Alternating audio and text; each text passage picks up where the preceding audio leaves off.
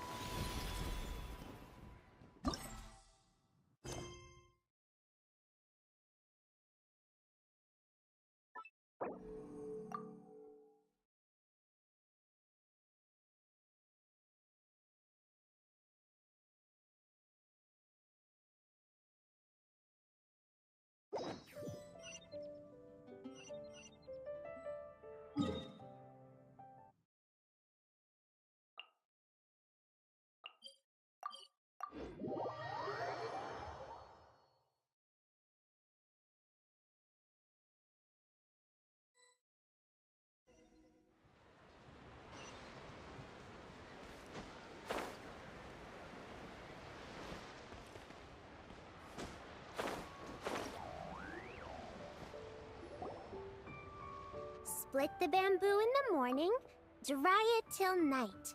Shape and bend it nice and tight. Cross the strands to form a pattern, coat in silk, and you have a lantern. That's how you remember how to make a show lantern. Did you get all that, Chi-Chi? Morning. Split bamboo. Traveler. Then get silk. Make paimon. What?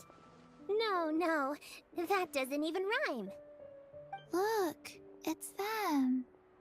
Hey, Yao Yao! Hey, Chi-Chi! Whoa, Traveler! Paimon, you're here! Happy lantern rites! What you up to? I'm teaching Chi-Chi to make show lanterns. It's a real test of finger dexterity, so it'll help keep her nice and loose. Yes, I do finger exercises to be a nimble zombie. Wanna try too, you two? Oh, okay. Well, we need a whole bunch this year so it doesn't get too dark at night. Too dark? What does that mean? Dr. Baiju has patients who got hurt walking at night. The moon disappeared, so it was too dark to see. The moon disappeared? Like, behind the clouds? It was Jeonju, the moon devourer. Changshan told me about it, but now I forgot. It's an old myth from Chenyu Vale about a giant toad in the sky that eats the moon. gets eaten? It's just a story. It's not like there's actually a giant toad in the sky. I asked Master about it, and she said myths are just insights into how the people of the past understood the world. Well, I didn't see it that night. But I've checked several nights since, and it's been there same as ever. According to Chi-Chi, though, the Ministry of Civil Affairs sent someone to do some kind of serious investigation. So, I don't know. Maybe something did happen. The Ministry of Civil Affairs? This is starting to sound bad. It's okay. You can fly. Even if it's too dark, you won't fall and get hurt. Yeah, exactly. So turn that frown upside down, Paimon. Or someday you'll get a whole bunch of wrinkles and wake up looking like an old granny. What? Okay. No more frowning. But the Traveler can't fly. She could still fall and hurt herself, right? Don't worry. That's what the shout lanterns are for. As long as we make enough, Liyue Harbor will never go dark. Yeah, and there's the giant lantern too. Oh, right! I almost forgot. Look! This year's Grand Lantern commemorates the Adeptus who guards the moon. With her watching over it, the moon will be safe for sure. A white horse? Wait! So that's the White Horse Adeptus? Yeah! Legend has it she used to live on the moon. So if it were ever in danger, I'm sure she wouldn't just stand by and watch. Huh! We've heard of the White Horse Adeptus before, but we never heard the part about her living on the moon. Probably because it's a folk legend from Chenyu Vale, so not a lot of people know about it. But recently, some ancient artifacts were unearthed in Liyue, and the archaeological team even found evidence of ancient people worshipping an Adeptus who lived in a palace on the moon. It's kind of like how we write wishes on Shao lanterns and release them during Lantern Rite. The White Horse Adeptus would descend from the moon in her jade carriage and grant people's wishes. Ooh! When did that happen? She sounds different from the other Adepti in Liyue. It must have been a super long time ago, 'cause even Master barely knows anything about this Adeptus. Nope. Kinda unbelievable, right? Yanfei said the White Horse Adeptus might even be a made-up legend, just like Janju the Moon Devourer. Yeah, a made-up horse and a made-up toad. You're mistaken, children. The White Horse Adeptus really does exist. Oh, Mr. Liu from the Baiju Guest House. But how do you know that for sure? Have you ever wondered how the guest house got its name, Yao Yao? Baiju... White Colt. So, it's named after the White Horse Adeptus? That's right. And that's because one of my ancestors was once blessed by the White Horse Adeptus. Wait, really? Tell us more! Tell us more! It was a long, long time ago, when this ancestor of mine was still a young girl. She was out gathering herbs and accidentally fell off a cliff, but the White Horse Adeptus rescued her. Oh, that's it? Paimon was expecting something a bit more... special? We've heard a whole bunch of stories like that before. Patience, young one. Let me finish. After the White Horse Adeptus saved my ancestor, she told her a story about the moon and the ancient kingdom of Langan. My ancestor was so captivated that she completely lost track of time. So much so, in fact, that when she returned to her village, she found nothing but a desolate ruin in its place. It was as if, without her knowledge, countless years had passed in the mortal world. Huh? The most extraordinary part of all is that it turned out to be a dream. When she woke up, she found herself at the bottom of the cliff, right where she had fallen. Other than her medicine basket, now filled to the brim with rare herbs, it was as if nothing had happened, until out of nowhere, a horse's whinny echoed through the air, and when she looked up, she saw a pristine white horse leaping over the cliff. A white horse leaping over the cliff? Wow, that sure is a crazy story. But now, it's starting to sound a bit too far-fetched. Another skeptic. You sound just like my son. But I know it's true. Ancestral records don't lie. Wait, so your son doesn't believe it happened? Don't get me started. Not believing is one thing, but he even wants to change the name of our guest house. It's a disgrace, I tell you, a disgrace. Well, it was getting about time for him to take over the guest house. And what's the first thing he does? Starts going on about how the name doesn't attract enough customers and how we're losing business to Wangshu Inn. Can you believe that? As if Baiju Guest House and Wangshu Inn aren't miles apart from each other. Oh, what about something like the Geo Lord's Rest? Paimon bets that would get people through the doors. Geo Lord's Rest. I like that one. This isn't about getting people through the doors. This is about disrespecting our ancestors. Oh, White Horse Adeptus, my wish is this. Let your divine power be known. Teach my foolish son the error of his ways. Paimon wants to learn more about this Adeptus. Hey, maybe we should ask Zhang Li. Good idea! Mr. Zhang Li is super knowledgeable. He can answer questions even Master has no clue about. Yeah, we just saw him having tea at third round knockout. Alright, then that's our next stop.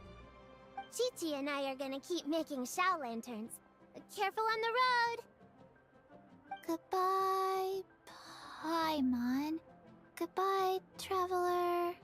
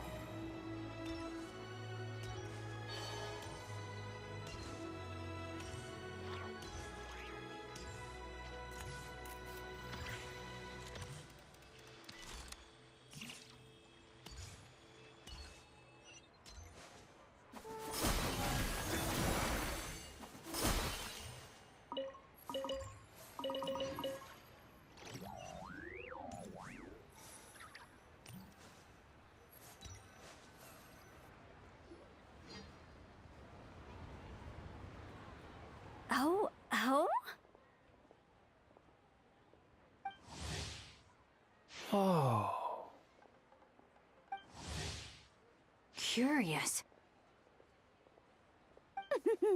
Impressive, right? What's with all the commotion over here? Oh, Traveler and Paimon! Perfect timing!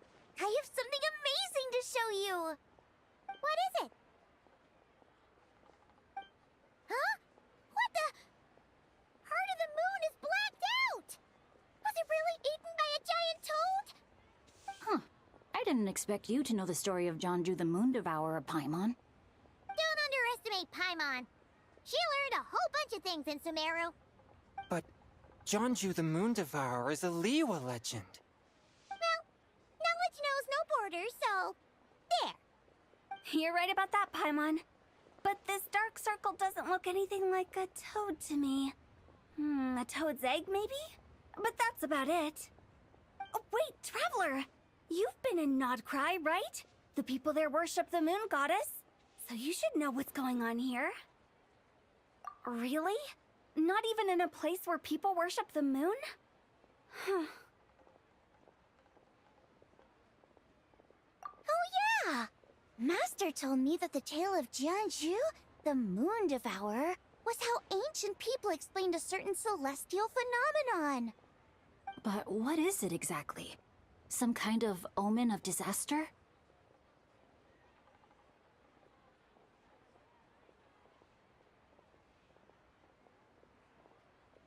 How so?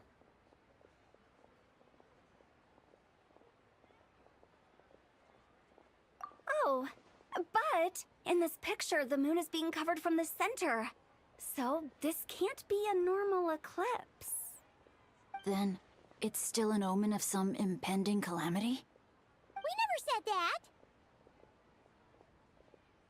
Ugh, some crazy customer left it at the restaurant. Just thinking about it gives me the chills.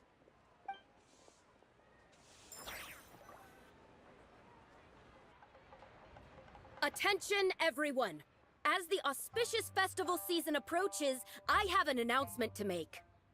I, Lu Xiong, am on the verge of becoming one of the most renowned archaeologists in all of Liyue Harbor. No, scratch that, in all of Teyvat. Even though I never trained at a prestigious academy, I've still managed to dig up tons of treasures. And I understand practically a whole dictionary's worth of big words, too. Like my pops always says, no pain, no gain. And I haven't had it easy, that's for sure. So, it's definitely my turn to make a name for myself. What's the deal with her? No idea. Maybe she ate a bad batch of perch stew? What? You don't believe me? I'm telling you, I dug up treasures from the ancient nation of Longan. I even got a picture of Jonju devouring the moon. Longan? Jonju? What is she even talking about? Sounds like she's a few perches short of a stew, if you know what I mean. So what if blackback perch stew is my favorite? Stop talking about me like I'm not here. Whoa, what are you doing? You're just a stupid, ignorant man, and I'm gonna kill you. Young lady, you need to calm down. What? So you're looking down on me now too? How about I take you both out then? How does that sound? This is a place for dining. If you wish to take me out, you'll have to do it elsewhere. Don't act like you're better than me. Do you know who I am? I'm about to be the most famous archaeologist in all of Liyue. No, Teyvat.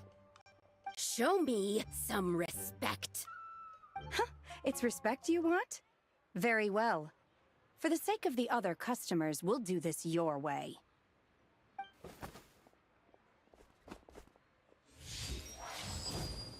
What? So Shen has started the fight? She had no choice. The woman pulled a shovel out of nowhere and started going crazy, flipping tables left and right. She even injured 2 other customers. Shenna did what she had to do to restrain her, then took her to the Ministry of Civil Affairs. Thank goodness Aunt Shenhe was there. Or who knows what might have happened. Yeah. I I started cleaning up after all the commotion, and that's when I found this photo. I thought it might be the one she dropped, so I rushed over to show someone. She said she took a photo of Jeonju the Moon Devourer. This must be it. Can we really trust what she said, though? Clearly, something is going on with her. Paimon's got a point. It sounds like she wasn't acting right at all. How do we know she wasn't possessed by some kind of evil spirit? Aunt Shenhe would have noticed if she was possessed. All right. But what about the part about Long Gone and the treasure she found? What about it? What if she raided a tomb and dug up some super special relic, then got herself haunted by an ancient ghost? One so powerful that even Miss Shenhe couldn't sense its presence. Your imagination is something else, Hu Tao. Why would an ancient ghost come to Wanmin restaurant, huh? To eat my black-back perch stew? Hey, it could happen. I'd want to eat your food if I was a ghost. Wait a second. She mentioned the ancient nation of Longon, right? Paimon's heard that somewhere before. You know what? My brother mentioned that some ancient artifacts were unearthed in Liyue recently. Mostly colored glass, fine jade, and bronze relics. Some of the text inscribed on them has already been deciphered. There were some poetic verses, but the word Long Gone popped up as well. So, does that mean this Longon place is real? Still, Paimon knows we've heard the name somewhere before. Do you remember, Traveler? Right! His ancestor heard about it from the White Horse Adeptus. The White Horse Adeptus? Oh, so you must have been to see the giant lantern already. Yep. And it turns out that the White Horse Adeptus is super mysterious, too. Even Madame Ping hasn't met her. Wait, I thought she was the gold-eyed Celadon mare of the Eight Adepts. That's just the interpretation you believe in, Hu Tao. There are other theories out there, too. The elders of Qingce Village believe that during the Archon War, a white horse leapt from a clear spring, transforming into an Adeptus who aided Rex Lapis in battle. In Chenyu Vale, some of the tribes take her to be the daughter of time, and trace her deeds to an even earlier era. Yet in other ancient texts, including the relics I just mentioned, she appears as an emissary who listens to mortal wishes, bestowing the blessings of the heavens and moon upon the mortal realm. Which is why we write our wishes on Shao lanterns. That's so complicated. So what's the verdict? Which version is the truth? I'm afraid there's no definitive answer to that. You two have been all over Tevat. Do you have an idea? Nope, sorry. We were actually on our way to ask Zhongli. He knows even more about this kind of stuff than us. Ah, looking for a consultant, huh? He's having tea with Miss Linlong. Shigu Antiques is hosting an exhibition tonight. An exhibition? For what? All those antiques Sing Show just mentioned. So if you head to the big ship docked in the harbor tonight, I'm sure you'll find him. So, where to next? How about we go to the Ministry of Civil Affairs to ask about the White Horse Adeptus? We might be able to find out more about the recent moon situation, too. If you're heading to the Ministry of Civil Affairs, could you give them this picture for me? Since it belongs to that customer, she deserves to get it back at least. It might even help the Ministry with their investigation. Ha! All right! We're off! Oh, wait! I almost forgot! Happy Lantern Rite! Come have a meal with us when you're free. We'll be there, or we'll be... square.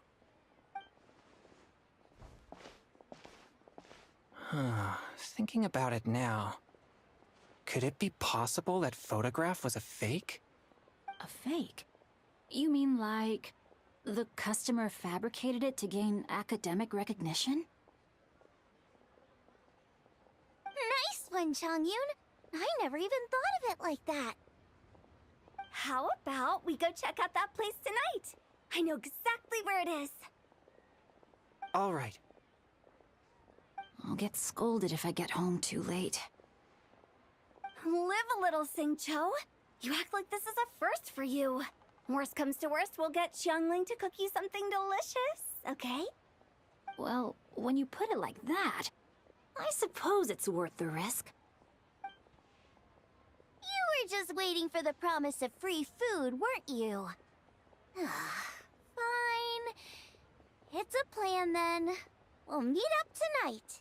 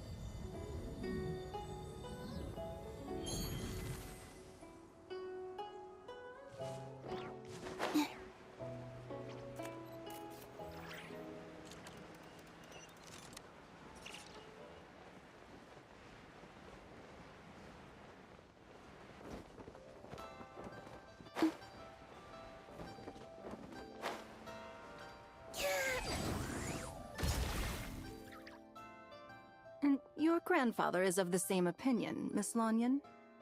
Yes. On Lantern Rite, the moon shall go dark. That's what the signs are indicating. Celestial observation isn't Grandpa's strong suit. But he discussed it with several other elders from our clan, and their conclusion was the same. It's consistent with the information we've received from other sources as well. You mean the whole thing?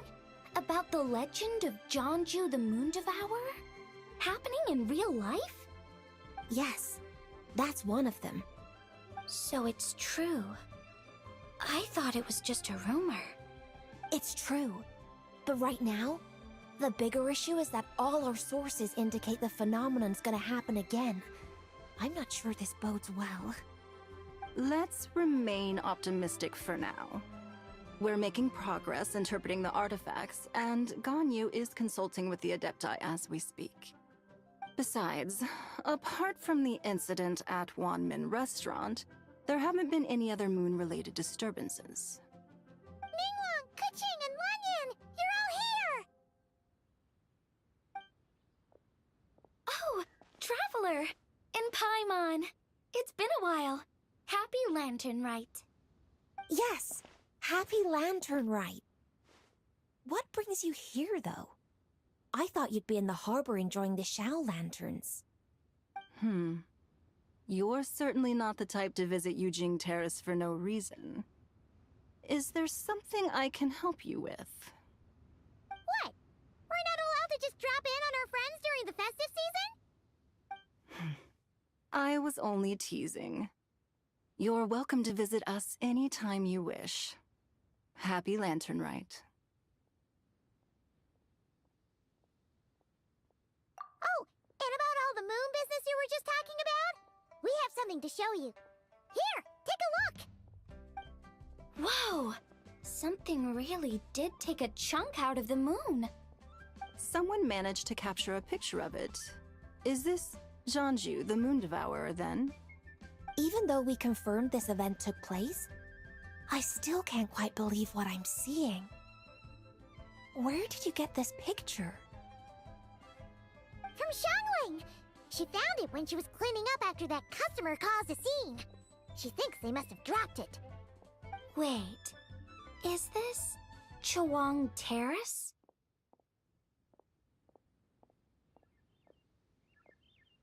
No, it's just where I'm from. It said that Chawang Terrace was where the ancient people of Chenyu Vale communicated with the heavens. And in this picture, the moon happens to be right above Chawang Terrace. I was just surprised, that's all. It's probably just a coincidence. That's interesting because the ancient people of Chenyu Vale migrated there from the chasm area. The chasm? So, that place is involved too? According to our investigation, that customer you just mentioned, Lu Xiangxiang, her father and grandfather are merchants in Liyue Harbor, and her mother and grandmother grow tea in Chaoying Village. A few days ago, she left her home in Chaoying Village to join a civilian archaeological team funded by Hoishan Hall, and ended up excavating some artifacts in the chasm area. These artifacts were then entrusted to Shigu Antiques and are set to be featured in an upcoming exhibition. Then, of course, the incident at Wanmin Restaurant occurred. We suspect something happened during the excavation that left her with quite the shock. And now, it seems like she also went to Chawang Terrace and took that picture of the moon disappearing. The chasm? Chawang Terrace? Things are getting pretty complicated. She's not in a good mental state, so we took her to Boo Boo Pharmacy to get some help. Why don't you come with me to check up on her? At this point, you seem invested in this case too.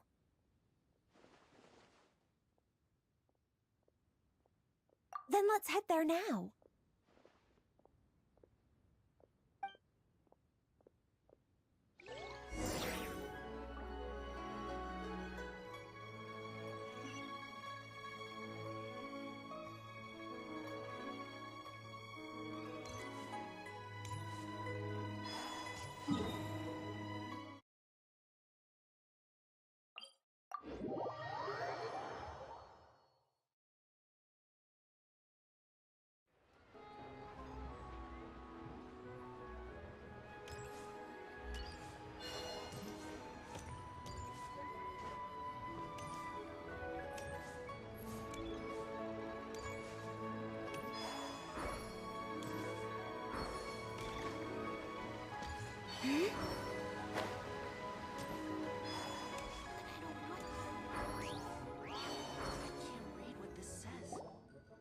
Ah, Lady Yu-hung. Oh, and the Traveler and Paimon are here as well. What a pleasant surprise. Happy Lantern Rite. I hope we're not interrupting, Dr. Baiju. Not at all. I assume you're here to see the patient? Unless it's urgent, however, it would be best not to disturb her rest. It's quite unstable. She's even more agitated than when she first arrived. And she refused to cooperate when we tried to check her over. I had no choice but to prescribe a calming draught and to have her rest for 2 days. So she's getting worse? That isn't the news I was hoping for. It's just a precaution. Based on an earlier conversation with her, it seemed more like a fixation than anything else. She hasn't lost her mind. That's right. When we asked about it, she kept insisting she was going to be famous far and wide. Well, it might not be far and wide, but she certainly made a name for herself around Yujing Terrace. Even some of the Qixing know who she is. Not often, that's for certain. From my initial assessment, the patient appears to have experienced some sort of shock, and whatever it was seems to still be haunting her. But what could have caused such a thing? The relics from the chasm?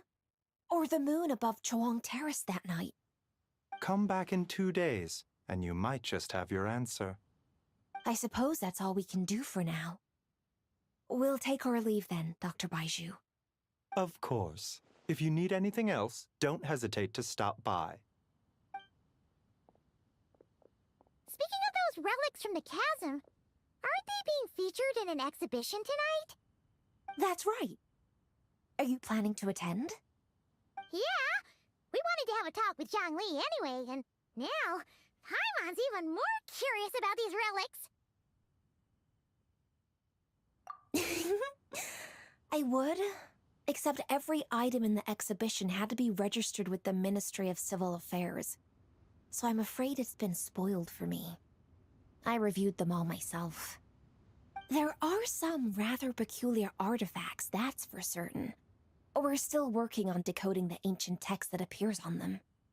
Yeah! The word jade appears a whole bunch, doesn't it? Huh? How did you know? Xingqiu told us. He said there were some ancient poems on them, too. He's quite well informed, isn't he? Well, he's right. We believe they're direct references to the ancient nation of long gone. As for the other text, instead of regular poetry, it seems to be more like ceremonial language used to worship the moon and the gods. The moon and the gods? Well, looks like it's almost time for the exhibition. You two should head over. There's an usher at the harbor who will lead you to the venue. Not at all. The exhibition is free to the public. The people of Liyue have a great respect for our history and are eager to learn from it. Plus, the exhibition is being organized by Linlong, the owner of Shigu Antiques. As far as I know, it's been a long-time goal of hers to hold a cultural exhibition of this scale, where people can learn all sorts of information about the past. Guess we're in for a real treat tonight, then! Yes. Have a great time. There's still more artifact decoding work I need to finish, so we'll have to part ways here. After seeing the picture you brought, there's a few ideas I'd like to follow up on. You're hard at work even during festival season? Ha! You haven't changed one bit, Keqing. I'm simply fulfilling the responsibilities of my position. That's all. All right. I should get going. See you later.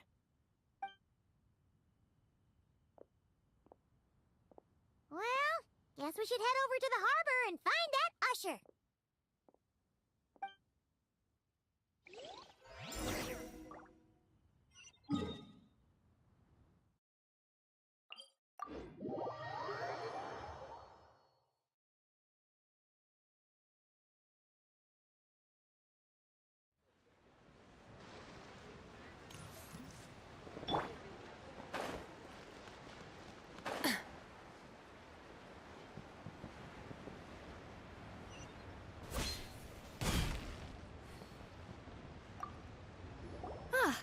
Here for the exhibition? After you.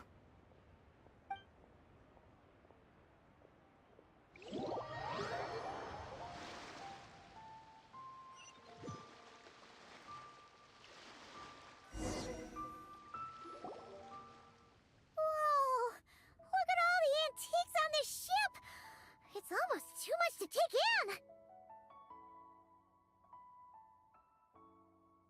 Greetings. I trust you've been well since last we met? Aha! Speak of the devil!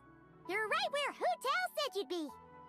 Ah, so Director Hu gave me away, did she? Don't act like you're up to some super secret business! We know you just do whatever you feel like. Yo, Traveler! Paimon! What's up? It's been a while, you two. Happy Lantern Rite. Beidou! Yunshin! It's great to see you! You're here for the exhibition too? Yes. When I heard these artifacts were from ancient times, I just knew I had to come learn more about them. I mean, what a discovery, right? Yeah, Ningguang pretty much said the same thing. She thought coming here might help culture me up or something. But as you know, I'm more of a fists and punches type of person. I doubt one exhibition is gonna change that. You're too modest, Captain.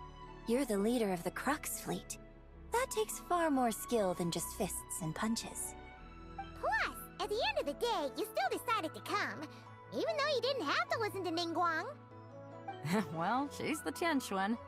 If she can't even get an average ship captain like me to do her bidding, how's that gonna look? You sure know how to think from her perspective, huh? I guess I do. Anyway, how's everyone enjoying the exhibition? I heard that if you see something you like, you can negotiate the price with the owner and take it home. Wait, so we can buy this stuff? Indeed. Although Shigu Antiques is hosting this exhibition, many of the items come from private collectors. As long as both parties reach an agreement, you can make an offer of mora or an equivalent trade. Well, shall we continue our conversation as we look around? Let's go! Paimon's super curious about all this stuff.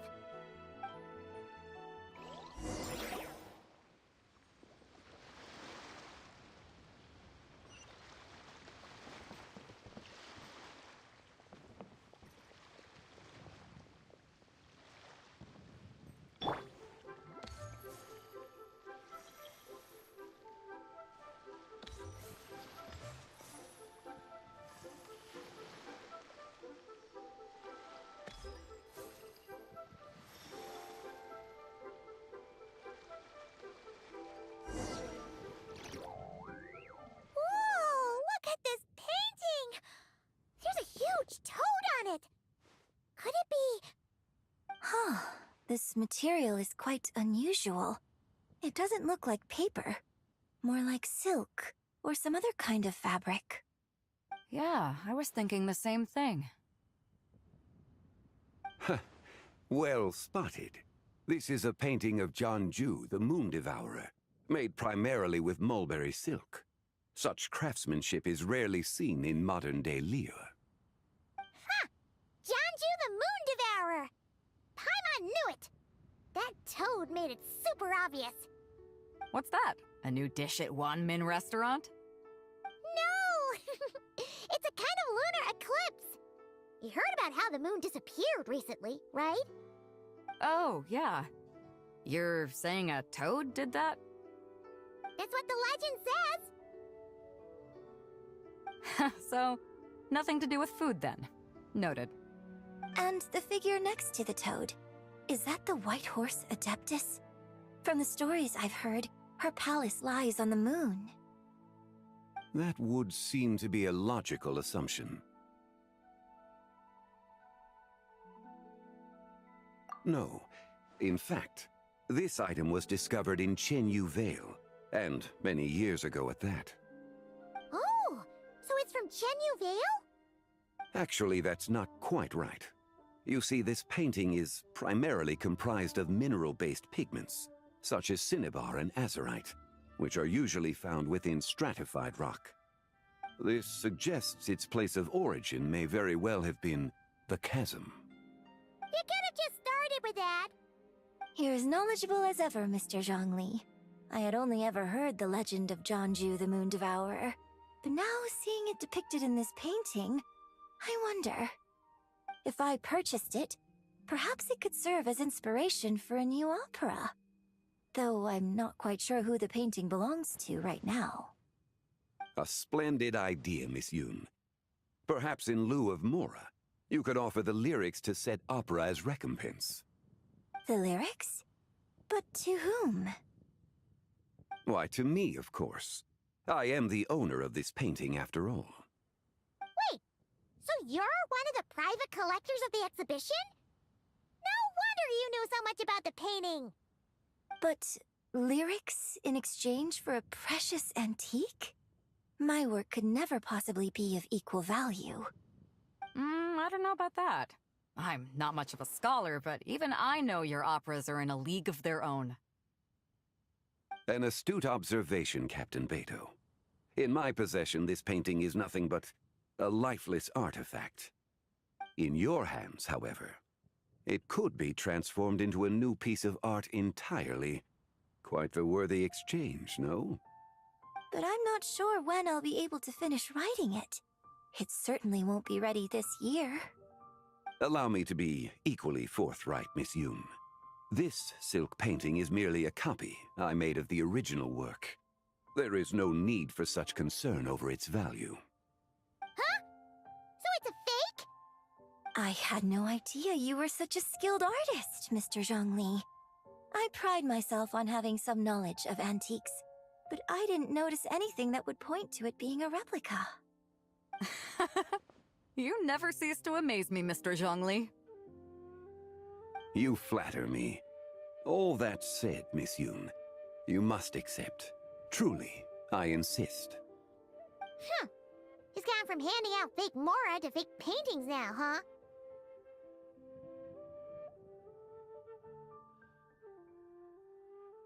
Your kindness is impossible to refuse, Mr. Zhongli. Rest assured, I'll be sure to return the favor. I shall look forward to it. Man, that was quite the find. Huh, I should buy something too, if only so I can show it off to Ningguang. Let's keep going and see what we can find.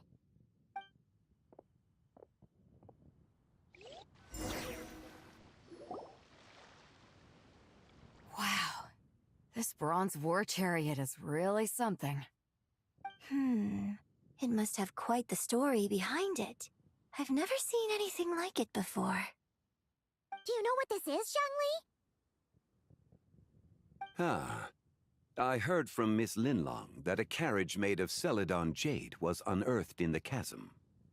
A copper canopy, a body adorned with flowing clouds and geometric patterns. Yes, this must be the one. A precious piece indeed. This thing's gotta be thousands of years old, right? Crazy to think people back then were capable of such intricate metalwork. Too often, we view the past and future through the lens of the present. Objects that fascinated us as children seem crude later in life. And that's only after a few decades or so of separation. If one were to stretch time across hundreds or thousands of years, one might discover that time is not always a force that pushes things forward. It would seem the people of that era managed to create a remarkable civilization in their own right. Makes me want to get my hands on this even more. Ningguang's gonna be so jealous, don't you think? Ah, has this war chariot caught your eye, Captain Beto? Oh, you must be Linlong from Shigu Antiques. Nice to meet you. This exhibition has been amazing so far. Well, that's all thanks to supportive patrons like you and Mr. Zhongli, of course. As for this war chariot, it was discovered by an archaeological team sponsored by Hoishan Hall. The price comes in at 90 million Mora. How much? 90 million? Woo, looks like my eyes were a bit too big for my wallet. Quite a bargain. A bargain? 90 million Mora could feed Paimon for like 1,000 years! And if you actually went on an eating spree that long, perhaps you'd be considered an antique worth that kind of Mora, too. What, 90 million? Nuh-uh! Paimon's worth way more than that! Well, if Mr. Zhongli thinks it's a good deal, I'm sure it's worth it. Beto's putting way too much faith in Zhongli. What if he's only here to drive up sales? I'll take the chariot, Miss Linlong. Someone will come by with the payment. Quite the discerning eye you have, Captain. After the exhibition ends, I'll have someone deliver it to the Alcor. Actually, could you send it straight to Yujing Terrace? I'd like for the Tianquan to see the proof of my discerning eye for herself. Understood. Great. Yunjin and I both found something. What about you three? Want to keep perusing? And don't worry about the Mora. It's all on me. Nobody's going home empty-handed tonight. I appreciate your kindness, Captain, but I'm afraid I have some private matters to discuss with Miss Linlong. In that case, don't let us keep you, Mr. Zhongli. Right this way. Traveler, Paimon, perhaps you would like to accompany me. What? So you can show us another bargain antique that's so far out of our price range it's not even funny? Other people are always demanding Mr. Zhongli's time, but it's quite rare for him to extend an invitation himself. I wouldn't pass up this opportunity if I were you, Paimon. Yeah, just don't forget to come aboard the Alcor for a drink later. Yeah, guess you're right. Taking a quick look isn't gonna cost us anything. Let's go!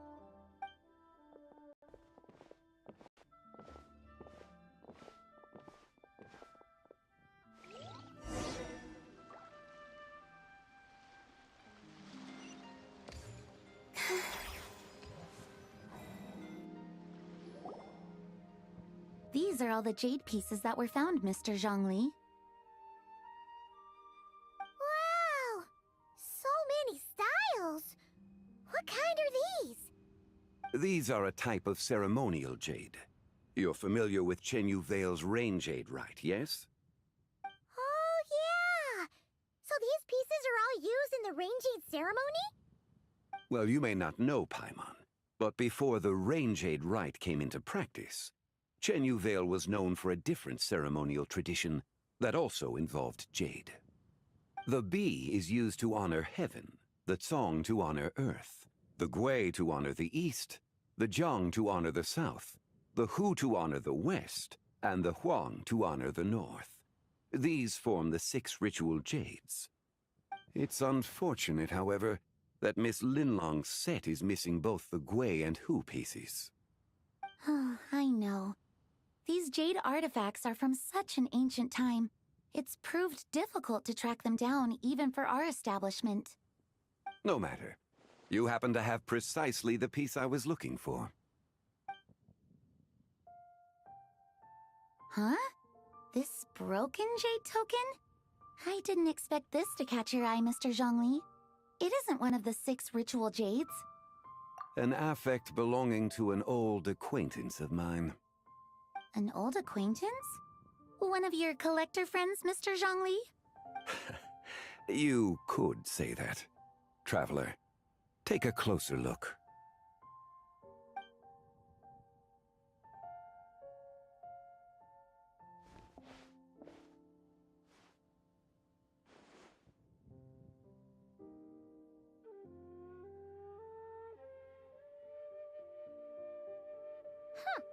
It doesn't look all that special to Paimon.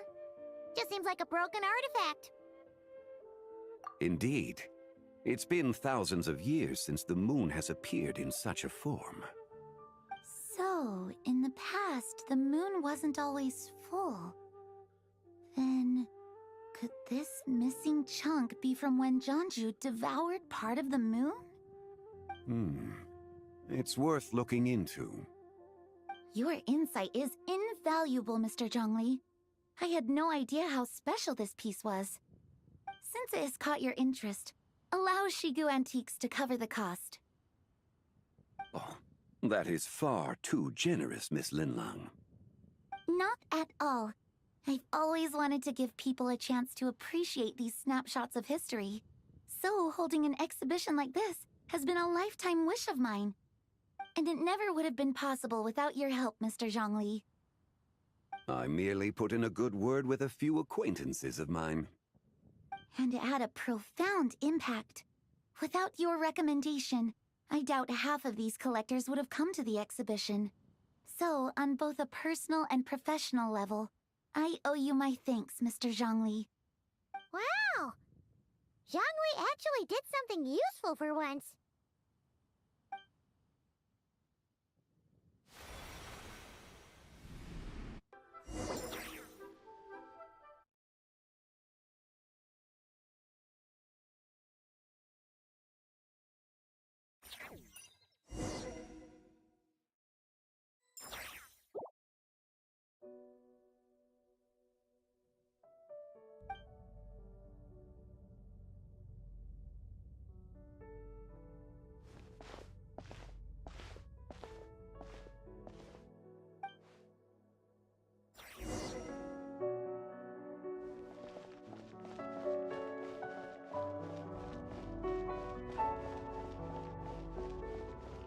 Three, 5, 7.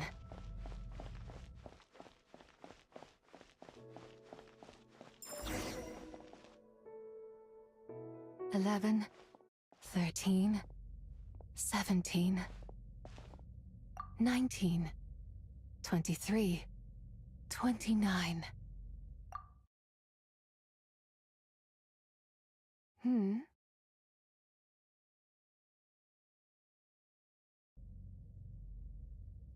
You also enjoy counting in such a fashion, lost child?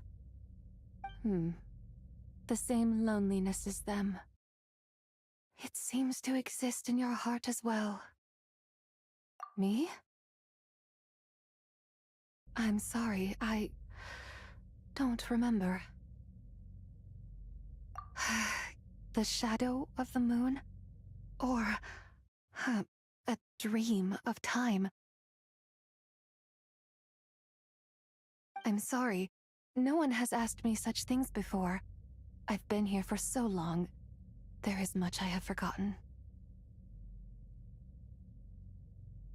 I know nothing of your arrival. All I know is the longing in people's hearts. Yet, I sense the moonlight's guidance within you, child. Perhaps that is what brought you here.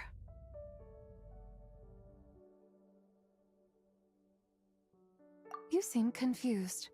Perhaps I can help in some way.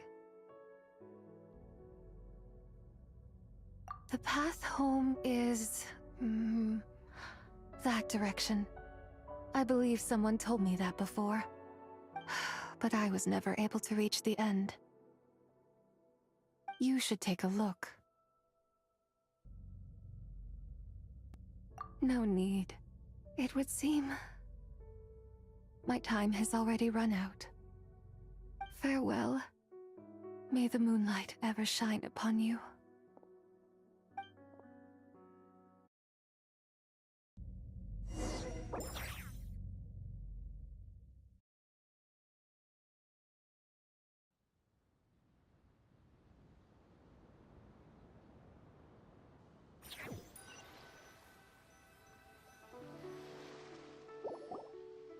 Wow! Zhongli actually did something useful for once. Your complexion looks rather ashen, Traveler. Are you feeling all right? Yeah, what's wrong? Does your stomach hurt? Huh? What are you talking about? You were right here the whole time. Ah, I see. I'm afraid we must take our leave, Miss Linlong. My friend has taken ill and I must escort her to get some rest. Of course. Traveler, Paimon, please, come with me. Ah, yes. Regarding the payment for the Jade Token. Charge the expense to the Wangsheng Funeral Parlor if you would.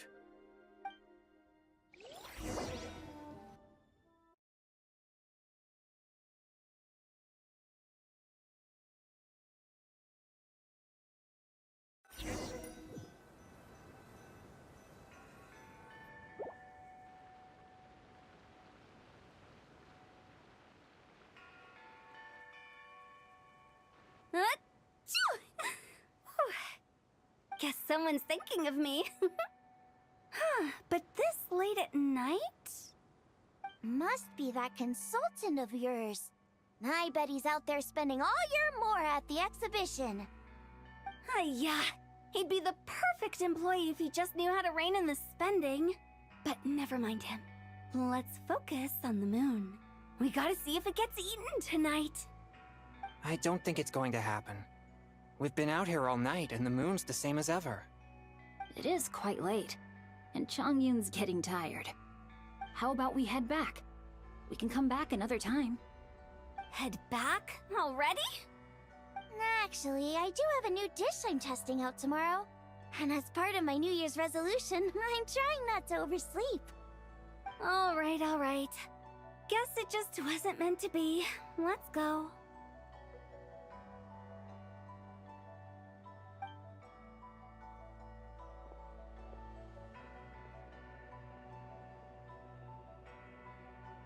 When the sun's out, bathe in sunlight. When the moon's out, bathe in moonlight.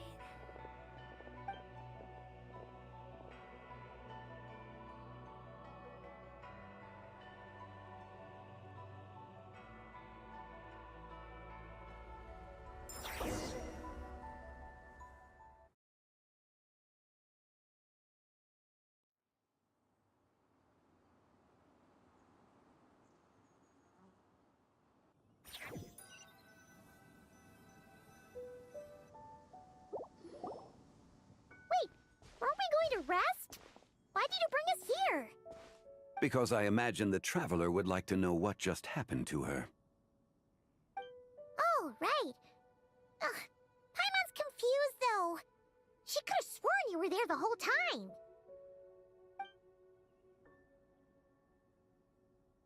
Oh, how is that possible?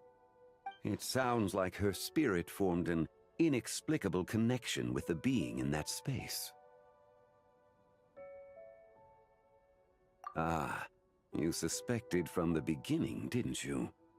Indeed, the being you met is the fabled White Horse Adeptus, and the original owner of this jade token. Her name is Zibai. Wait, does that mean she's inside this token? No, she does not reside within this token, but rather within the moon's shadow. This token is merely a medium. Word has it you accomplished quite the feat in Nodcry. You and your friend brought the Frost Moon back to Tevat. Tell me, did you ever wonder about the other moon? The one that hung in its place for thousands of years? We never really thought about it, but it must have been a fake, right? A fake moon! Indeed, it was false. Its true nature, nothing but a projection of the moon. It also happens to be the prison that confines Zibai to this day. Wait, the White Horse Adeptus is trapped inside that projection? Then we need to rescue her! But the moon in the sky right now is the real one, right? Where did the fake moon go? And why can't Paimon see it? With the return of the true moon, the shadow naturally lost its place in the heavens. Now, it is disintegrating bit by bit. It's a process that comes and goes. When it occurs, it looks like the moon is being obscured by a black shadow. But when it stops, the shadow disappears and becomes invisible to the eye. So, you're saying there's an invisible fake moon blocking the real moon right now?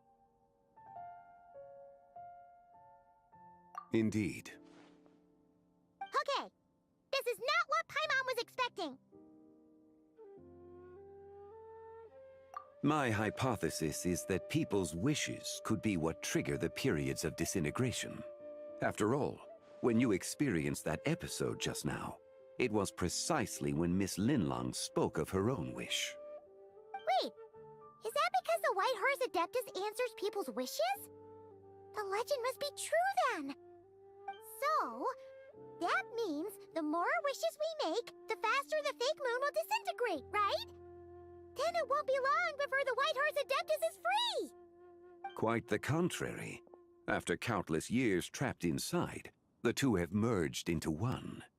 When the moon shadow is gone, Zibai will cease to exist in this world. Oh no! So, by bringing the moon back, we actually hurt the White Horse Adeptus? Do not burden yourself with such thoughts.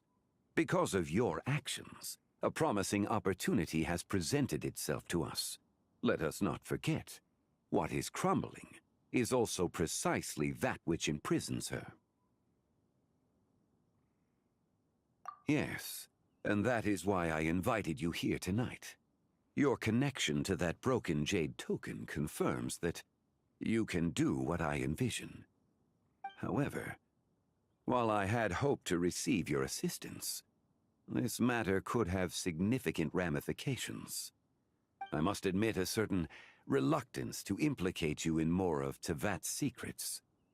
Often, the deeper one's knowledge of such matters, the harder it becomes to extricate oneself from them. You are someone who once traveled through the boundless sea of stars. I cannot help but wonder, perhaps it is wrong for your fate to become too entangled with the fate of any one world. Such is your conviction, then. Since journeying beyond Liyue, you have had ample time to reflect on these matters, it would seem. Very well. The first secret I must reveal is that Zibai has long since passed away. The being within the Shadow Moon is merely one of the 3 deadly selves she severed before her death. Wait, the Adeptus is dead? Weren't you supposed to tell us how to fix this? Now it just seems even more impossible! Please, remain calm, Paimon, and allow me to explain. The three deadly selves is a practice used by those engaged in spiritual cultivation. The intent is to sever the three vice-laden mortal selves to reveal one's true, pure self beneath. However, Zebai's three selves are more complicated in nature. Because in the moment before her death, someone preserved the shattered essence of her soul and placed the fragments within her three deadly selves. If we retrieve the three fragments of her soul, there is a chance we can restore her presence in the mortal realm. So that means we can bring her back to life? Yes, provided we retrieve the fragments of her soul's essence from the three deadly selves. Indeed, the being you encountered was Zebai's first deadly self, Ziju. After Zebai's death, she ascended to the heavens and became one with the Shadow Moon.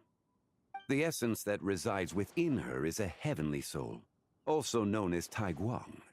Thus, this self is the closest to Zebai's true nature. That said, because she is trapped within the Shadow Moon, we have no choice but to seek out the other two soul essences first. Then we can unite them as one. Her second deadly self is called Ziju. After Zebai's death, she fell into a slumber deep beneath the earth in what is now known as the Chasm. The essence within her is the Earth Soul, also known as Shuangling. She is the self that inherited most of Zebai's memories and wisdom. The chasm? So, do we have to go there to find her? That won't be necessary. I sensed her presence on the jade carriage from earlier, the one at the exhibition. It's possible the return of the Frost Moon awakened her, and she emerged from the chasm alongside that batch of ancient artifacts. Wait!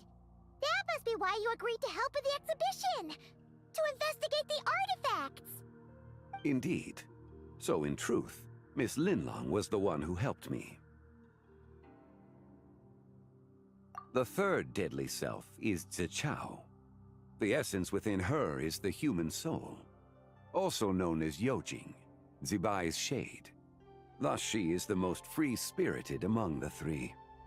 She lent me her aid during the Archon War 1,000 years ago. But later, as her powers waned, she retreated into the mountains. I imagine finding Zichao should prove the most troublesome, so I shall take it upon myself to track her down. So, we need to find the second deadly self, right? But where do we even start? Locating her should not prove difficult. In life, Zebai was fond of mortals, and as the self who inherited most of her memories and wisdom, Ziju should be the same. It's possible she has possessed someone, and is meandering the bustling streets of Liyue Harbor as we speak. Possess someone? Wait! Are you thinking what Paimon's thinking, Traveler? What if she raided a tomb and dug up some super special relic, then got herself haunted by an ancient ghost? Exactly! Lu Xiangxiang! It seems you have a lead in mind already. She'd still be at Boo Boo Pharmacy. She was super agitated when she first got there, so Baishu gave her some calming medicine and told us to come back in 2 days. Do you think it could be her, Zhengli? It's quite possible. The deadly selves are impure beings that can easily influence mortal minds. A sound plan. Well, I should get started on my own investigation then. But you're leaving already? I must. Zichao went into hiding after the Archon War. If I am to have any success tracking her down, and there's no guarantee, I should start sooner rather than later. But there's still so much you haven't told us! really is and how she died in the first place. Not to mention who it was that preserved the fragments of her soul. Should our endeavor prove successful, then naturally those answers will follow. If not, speaking of them would be rather meaningless. Huh. It would seem that this is a question you are unwilling to set aside. Very well. I shall tell you. It was the Avatar of Time. Ah, so you know of her existence. The ruler of time saved her soul. Indeed. Preserving what remained of Zibai's soul in the moment before her death. Only the power of time could be capable of such a thing. However, there is no telling what effect it has had on the three deadly selves. In other words, you must exercise caution when seeking out Ziji. On the night of Lantern Rite, countless Shao lanterns, and the wishes written upon them, will be released into the sky. I estimate that this event will trigger the Shadow Moon's collapse. When that happens, the cage that confines the first deadly self will open. That is our moment to act, but also the moment where all could be lost.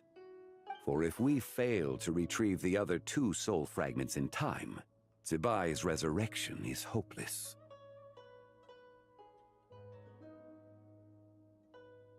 As I mentioned before, the answers to your remaining questions should come in time, providing our efforts bear fruit.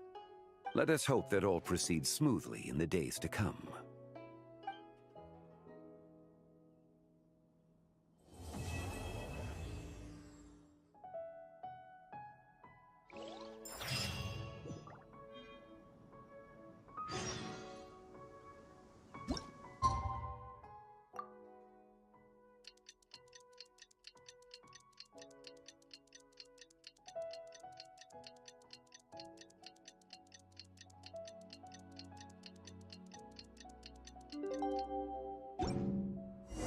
Huh!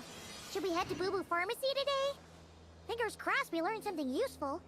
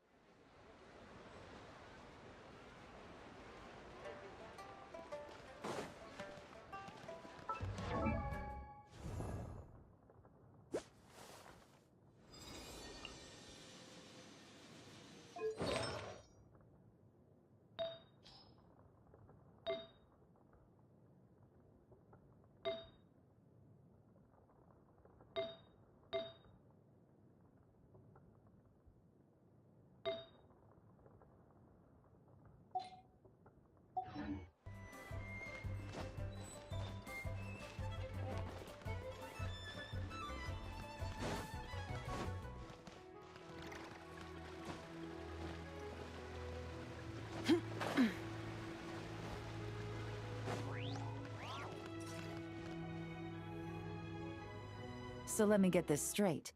The patient disappeared right as you were delivering the medicine. I know it's hard to believe, but that's exactly what happened. It's true. 1 minute she was there, and the next she was nowhere to be seen. Hey, it's Yelan! Fancy seeing you here! Oh, is this a bad time? Not at all. Just a small roadblock in the case I'm working. Ningguang asked me to investigate a patient named Lu Shangshang. If you're here to find her too, then you're out of luck, I'm afraid. She went missing this morning. What? According to Dr. Baiju, the patient vanished right under his nose. But it just seems like that should be impossible. There 1 second and gone the next? Pretty sure Xiao can do something like that. Then you're suggesting this Lu Shangshang is the vigilant Yaksha in disguise? Or some other adeptus? Guess not. But this is so weird! How can a living person just vanish into thin air? Unless... Linny decided to take his act to Liyue? Who is this Linny you speak of? He's... Oh, never mind. Paimon's just grasping at straws. Let's set aside the how for now and focus more on the where. You mentioned this patient has a strong obsession with achieving fame and recognition? Yes. She kept talking about becoming a renowned archaeologist and making a name for herself. So, are we looking for a place where it's super easy to become famous? I think we should check out the Xiao Lantern crafting stalls. Because it's easy to become famous by making Xiao lanterns? Not exactly. When the people of Liyue need a solution to a problem, their first thought would be to pray to the gods and the Adepti. If her wish is to become famous, she might write it on a Xiao lantern in the hopes that the fabled White Horse Adeptus might make it come true. That certainly sounds probable.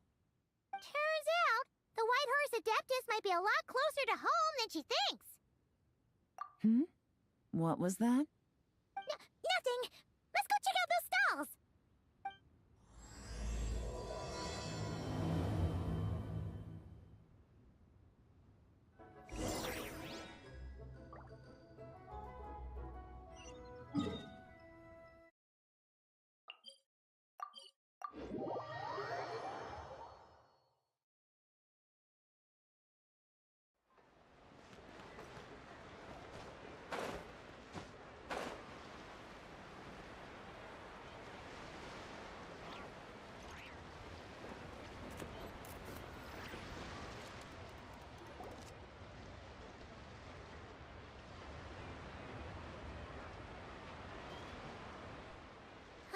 We're here!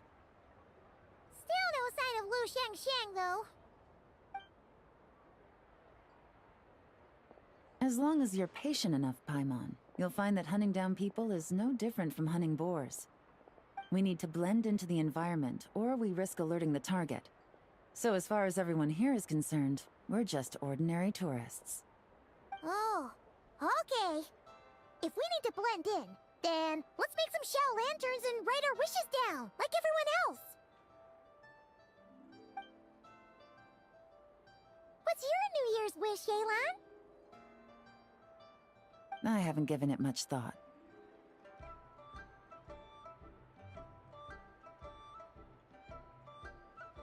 Oh, and it can't be work-related. You gotta take a break once in a while, right? You're always digging out this suspect, tailing that criminal, hunting down this gang or that. Which is super amazing and all, but it's gotta be exhausting.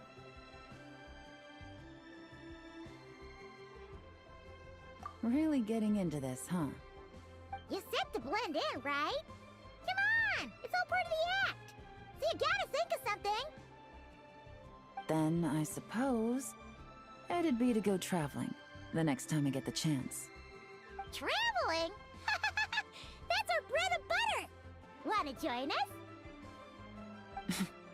Thanks for the offer, but my desk is piled high with reports on your exploits. And that's not quite the kind of traveling I had in mind. I was thinking more the lie down and do absolutely nothing kind of travel.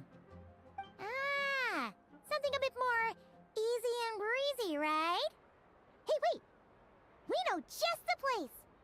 The Easy Breeze Holiday Resort in Netland. It's super relaxing and full of fun activities.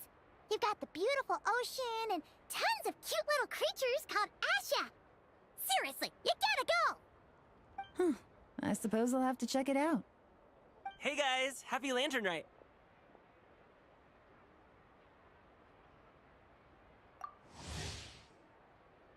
What a coincidence! You here to make Xiao lanterns too? Well, it's that time of year, am I right? Thought I'd join in on the fun. You can't have Lantern Night without making one of these. What you gonna wish for? Aw, man, it's kind of embarrassing, but... whatever. The truth is, the mighty mythical beasts are seriously struggling with recruitment. So, I'm hoping to find a few apprentices and teach him the art of wushu dancing. Awesome!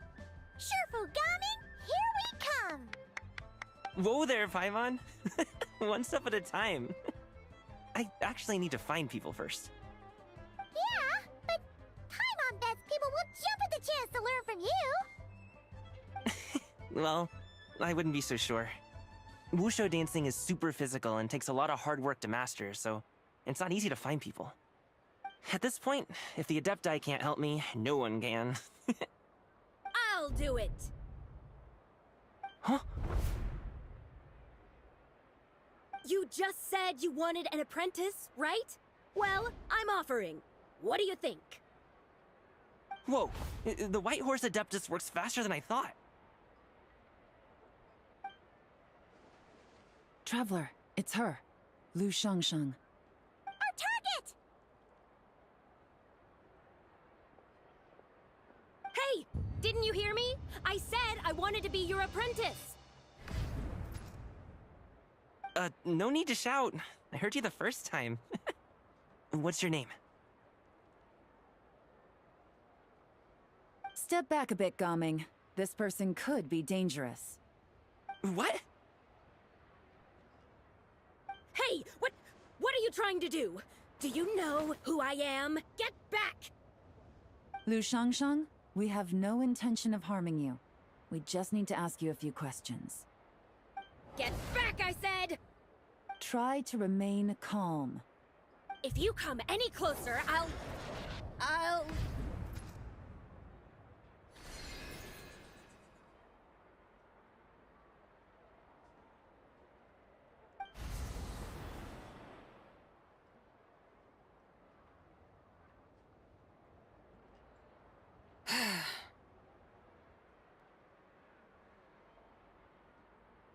Little wisp of a being.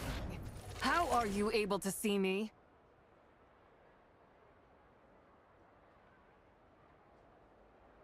So what if I am? Leave at once! You, a mere mortal, whose own life hangs by a thread, would dare reach for the power of life and death? Unless you wish to be condemned to eternal damnation, you would do well to abandon this foolish endeavor. I shall speak on this no further. Don't come any closer. How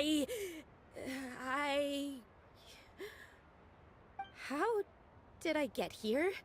Who are you people? Playing dumb, are we? Save it. We know you attacked those people at Wanmin Restaurant. What? No, I would never. You must be mistaking me for someone else.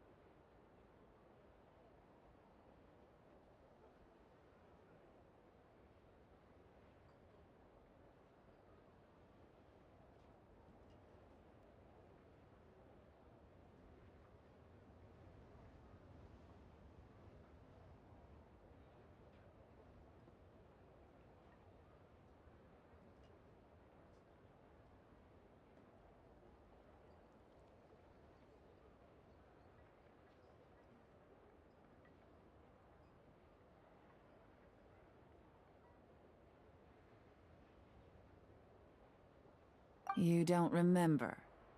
Of course not. How could I do such a thing? What about the photo you took near Chuang Terrace?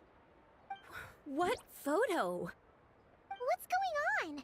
It's like she lost her memory or something. Well, this complicates things. I'll take her back for questioning and let you know what I find.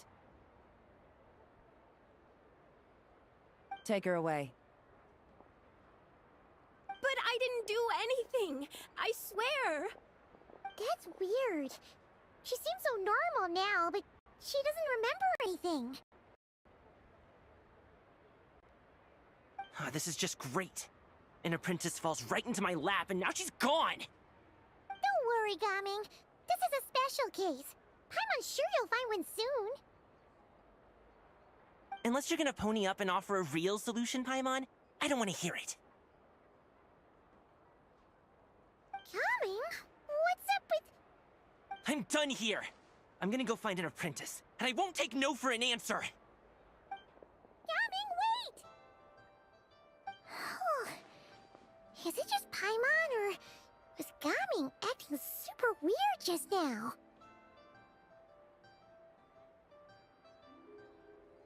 What? How do you know? Whoa! So you saw the second deadly self? And you think she moved from Lu Xiangxiang to Gaming?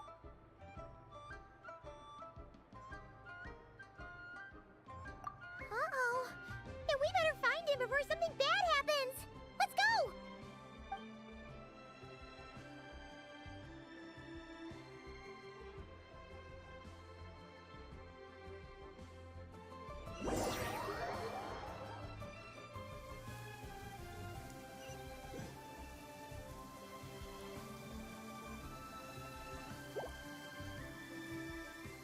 Alas, why must Cloud Retainer inflict such woe upon us, Mooncarver? By the order of Rex Lapis, we were supposed to make haste to the harbor to stand watch. Yet we arrived late, for you, in your inscrutable wisdom, chose that very moment to tend the mint. It is no wonder Cloud Retainer banished us to the wilderness in anger. A pity only that I, blameless as I am, was made to share in the punishment. Blameless indeed. You speak as if it was not you who decided to plant all that mint in the first place. Yet now, in its wretched state, overrun by blight and vermin, you would turn away? Utterly heartless, I say. Were I truly that heartless, would I have rescued those seedlings from this desolate wasteland, granting them haven in your hallowed garden? Alas, if blame must be laid, let it fall upon Cloud Retainer for failing to recognize the virtue of our plight. Ah, at last a sentiment with which I can agree. If ever Cloud Retainer is away, we should steal into her abode and plant a veritable field of mint. A tempting little ruse, is it not?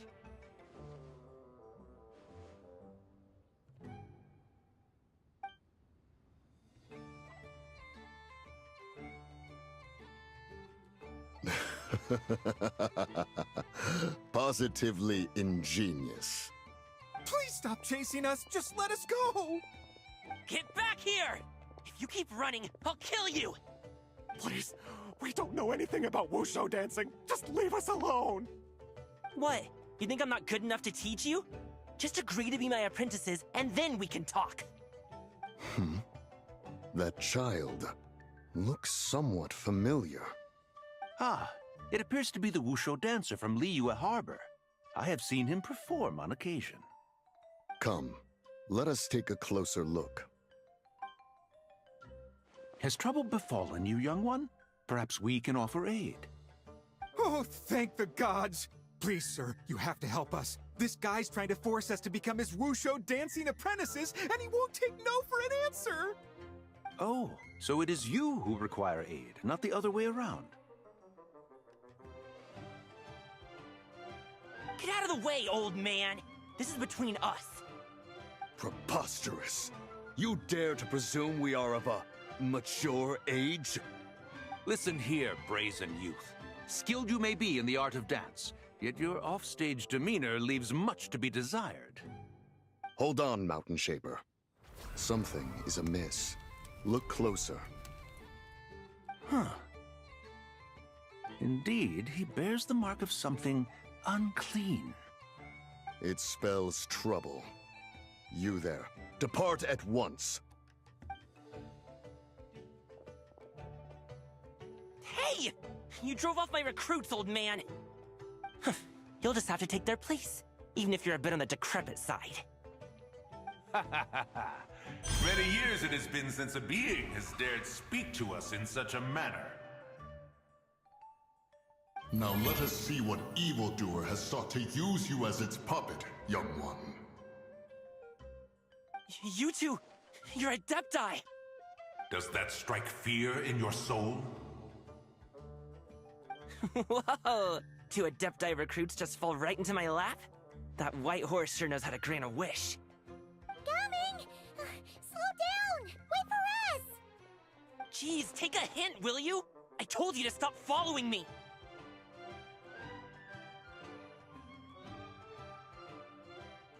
Traveler, Paimon, keep your distance from this youth. Evil has taken a hold of him. We know! It's one of the White Horse Adeptus' deadly selves! She's possessing Gaming! The White Horse Adeptus' deadly selves? Could it be that Rex Lapis called us to Liyue Harbor for this very reason? Hey! What are you two whispering about over there? Who's gonna be first apprentice and who's gonna be second? It doesn't matter! I'm not the kind of Sufu who plays favorites. Insolent spirit! Be gone from this child at once!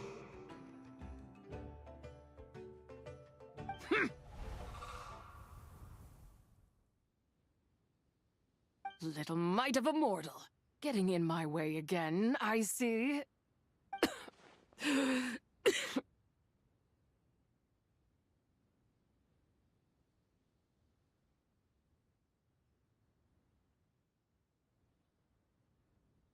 That is no concern of yours. No. Only by doing it myself will I find peace. Otherwise, rage will consume me. If I lose control, all will turn to dust. The curse of time. The memories this body holds. Come no closer.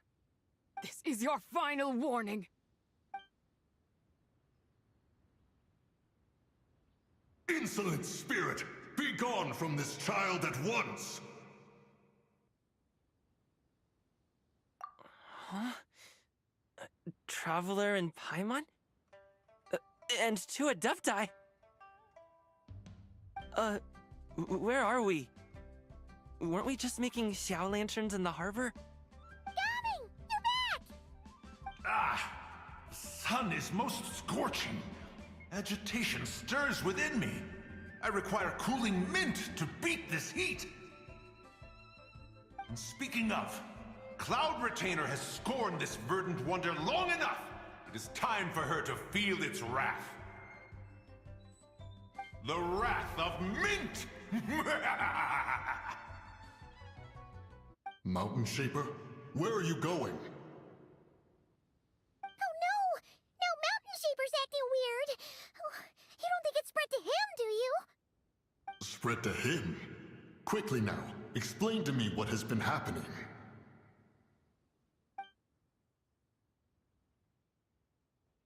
What? Was I really that rude? Jeez, someone get my dad to throw a slipper at me. I'm so... Whoa! You okay, Gaming? He is fine. It is simply exhaustion. But to think Mountain Shaper would succumb to something like this, it is most unexpected. So, what do? We can't just leave Gaming like this, but we can't ignore Mountain Shaper either, right? My cultivation level rivals that of Mountain Shaper. Were I to give chase, Zizha would but flee from his form and take refuge in mine. Seek out Streetward Rambler. Cloud Retainer and the Conqueror of Demons should be with her. I shall take this child back to the harbor and join you post-haste. Whoa! What are all the Adepti doing together? Rex Lapis charged us with keeping watch over Liyue Harbor should danger rear its head. I dare say this is the very crisis he anticipated. Come, we must devise a strategy before confronting Zizha.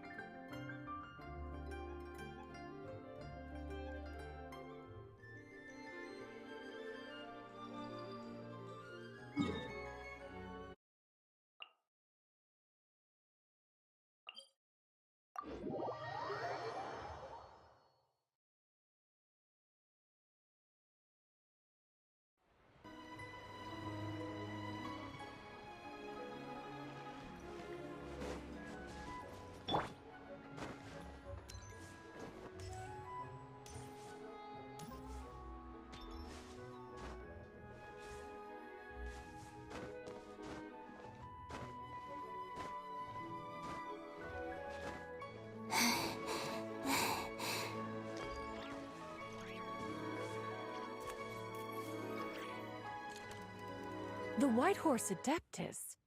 You mean the mysterious white mare that aided Rex Lapis during the Archon War? Even if it's not her, there must be some connection. She always avoided us back then, and I never knew why. Rex Lapis's recent trip seems to be related to this person as well. Xianyun! Madam Ping! Xiao! Great! You're all here! Ah, Traveler. It has been quite some time. Oh, happy lantern right, Paimon. You're as lively as I remember. I trust things have been well. Sorry, Madam Ping. No time to catch up. Something terrible has happened. What is it? Has Mountain Shaper gotten himself into trouble? Mooncarver is here with you, but he is not.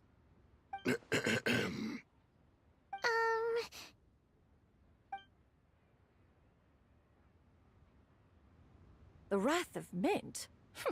That old fool dares to utter such nonsense behind one's back. Yeah, that's not really our biggest concern here. So, even a mere deadly self of the White Horse Adeptus was able to possess Mountain Shaper and affect his mind. No wonder Rex Lapis told us to gather here and await his orders. Mountain Shaper's cultivation is inadequate. He was caught unprepared. Were it one of us, Zizha would hardly have found a vessel quite so ready for the taking. Hey, that's not what you said earlier. Where is Mountain Shaper now? A question that hardly bears pondering. Obviously, he intends to plant mint in the vicinity of one's abode. Ah, then he poses no great threat. We might as well let him be. Once he fulfills his wish, it's possible that Zizha will relinquish him of her own volition. Your ulterior motive is most obvious, Mountain Shaper. You two hope for Mount Outsong to be covered in mint. One can see it clear as day. Not to mention, deadly selves are born of malevolent human desires, and naturally pose a great risk to the form and mind of all living beings. We cannot let this go unchecked. Let me handle it. I have relevant experience and know how to deal with such situations. One has no doubt of that. Yet your involvement would likely end in armed confrontation. In one's own estimation, the time for such measures has not yet come. Before his departure, Rex Lapis knew that Zizha was active in Liyue Harbor, yet told us only to wait. It would seem, then, that Rex Lapis did not believe extreme measures were warranted here. Yes, this is quite a peculiar case. After all, Zizha's possession does not seem to come with ill intent. It's more like She's guiding those she possesses to fulfill their own wishes. There is another matter of import, however. I sense tremendous resentment emanating from her. What could be its source to render her so unable to find peace? She was talking about the White Horse Adeptus memories, right? From what the Traveler said, it seemed like she was about to explode with rage. But why? With Rex Lapis away, if we wish to understand that which occurred in the past, we shall have to ask her directly. She also mentioned the Curse of Time. What could that be about? Perhaps erosion. Indeed. We are of the same mind. I heard that ancient clans in the mountains once regarded the White Horse Adeptus as the daughter of time. It seems there was some truth to that, after all. The daughter of time. Cursed by time? Time does not treat everyone equally. The longer you dwell in this world, the more it takes from you. Then what do we do? One has devised a solution.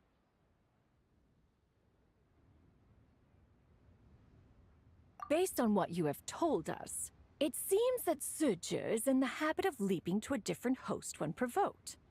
One's plan is for us to block all escape routes while you confront Mountain Shaper, forcing Suju to reveal herself. Then, if prior experience stands, she will have no choice but to possess you. However, not only are you able to sense it, you are also unaffected by the peculiar state of stasis. In other words, in that moment, you would have the chance to either subdue or persuade her. That is akin to walking straight into the lion's den. Allow me to go instead. Yeah! Isn't this plan a bit too risky? Why doesn't Paimon try first? After all, even if she got possessed, it's not like she would pose a danger to anyone.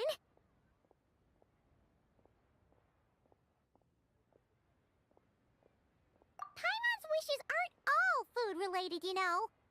One would not suggest this course of action if one had any such reservation. Time and again, the Traveler has proved immune to Suju's influence. Consider for a moment why that might be. Oh yeah! That's what the First Deadly Self told you, right? Perhaps your time in Nodcry left you with the blessing of the newborn moon goddess, Traveler. And this White Horse Adeptus clearly has a profound connection to the moon. Indeed. Indeed.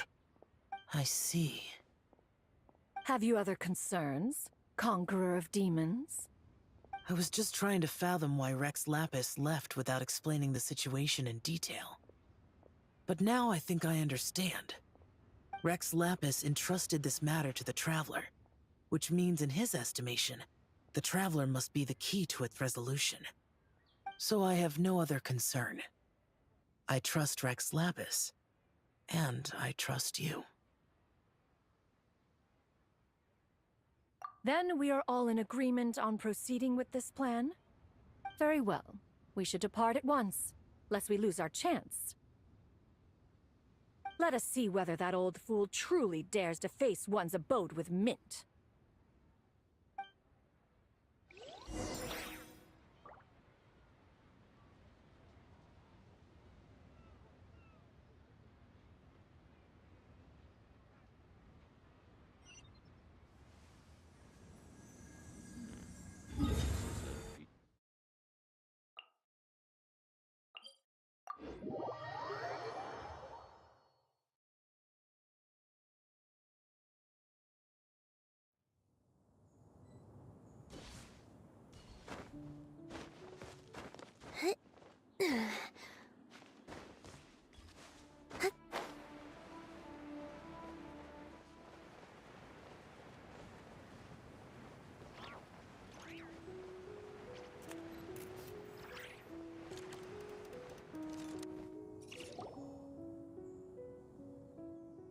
1 mint, 2 mint, let us plant a whole slew of mint!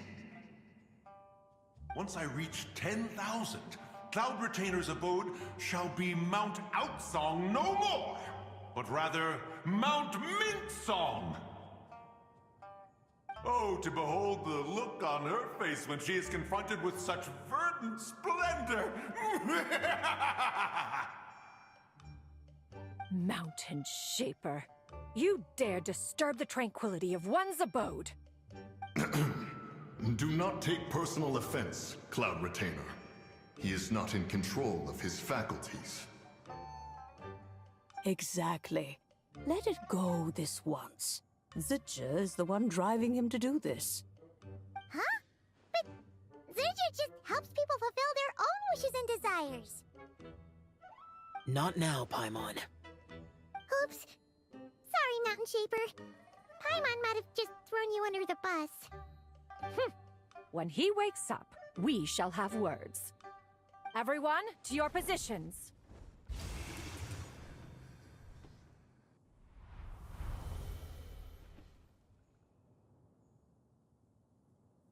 Be careful. A pest? I must catch it! Again!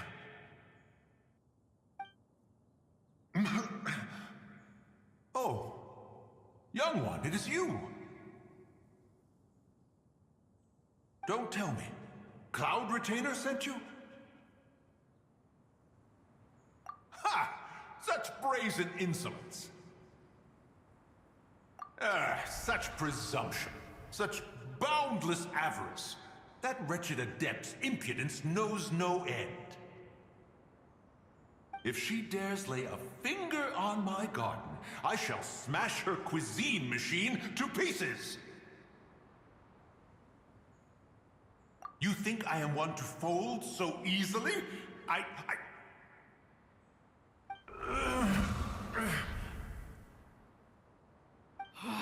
Insolent mortal! Time and again, you interfere in that which is beyond you. You make it exceedingly difficult to contain my rage. You have no conception of that which you seek. It is forbidden! You know nothing of my past. My warning was given. The cost entwined with this is beyond what you can bear. Stubborn mortal! You... Very well. If death is what you seek, who am I not to oblige? Come, let us see the extent of your resolve. Your wish is to behold the curse of time and the memories of this form? Then, let it be granted.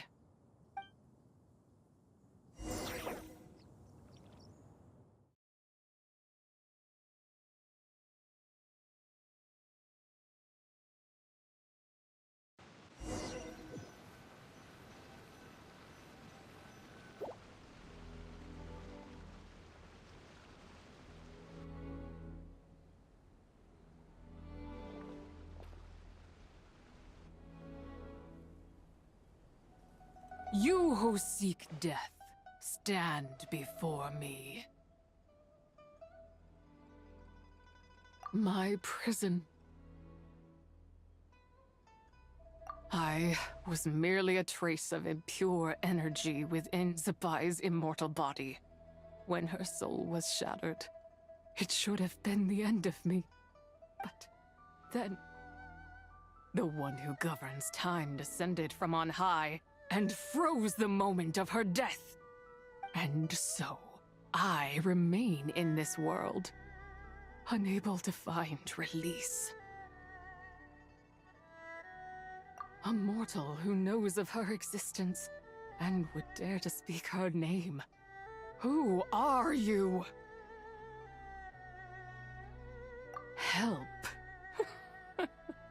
No. There is nothing we can do for each other. Her power, the one who governs time, It has surrounded me ever since. A blessing and a prison, all at once. No, I have been asleep in this prison for countless years, until a familiar presence woke me. Then, through that mortal girl's eyes, I saw it. As pure and bright as ever, unchanged across the millennia. It was the moon. That place is called Chiwang Terrace. Did later generations rebuild the altar in a new location? It looks just like the one used to honor Tsupai. Could it be that traces of what happened back then still remain in this world? That memory is embedded deep within the essence of Tsubai's soul. It is one that should have been forgotten. Yet, it is precisely that which haunts my every waking moment, fuels my rage, and denies me a modicum of peace. Now you, a mere mortal, come to seek that which is forbidden. So, let us see whether the fire that fuels your ambition is a hero's wisdom, or a fool's courage. I shall relinquish control over this body's curse, and let it devour everything within sight. Run as fast as you can, lest this prison become your grave. Look, it draws near. The river of time, come to sweep all into oblivion. A torrent of tears for the dead and departed. I shall wait for you at the end, mortal. Evade being swept up in its waters, and I will show you everything. Fail, and we shall sink into oblivion together.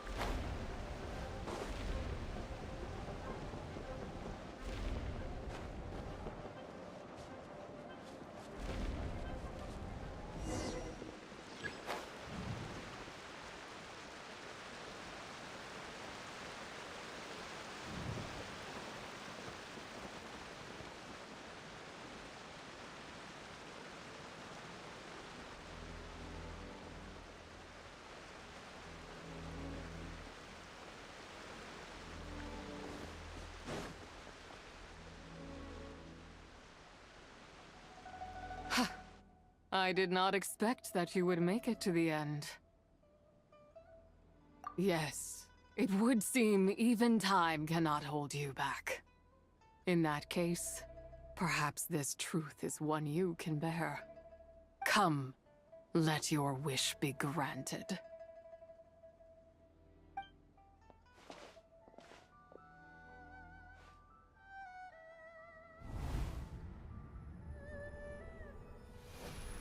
Under moon eternal, in radiant night, a maiden grants silk, soft and light.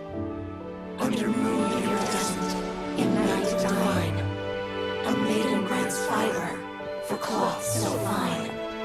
Under moon of frost, in night so great, a maiden grants tools to divine our fate. What are Mom and Dad doing? Shh, just make a wish. The kind Adeptus on the moon is listening.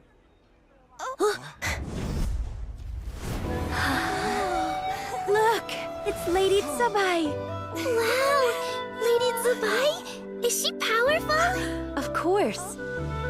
She taught us how to grow grain and beans, millet and rice, how to peel hemp and reel silk, spin thread and weave cloth, how to cut stone and build houses, cast bronze and forge tools. According to Mom and Dad, the Adeptus Tsubai is the god of soil and grain, who blesses our land and its crops. Huh? Lady Tsubai's leaving. It's all right. We just have to wait till next year. She'll be back.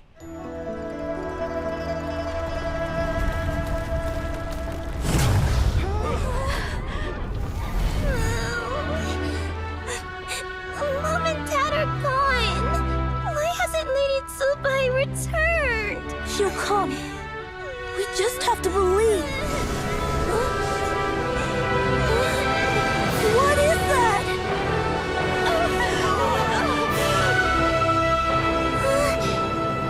Lady Tsubai abandoned us.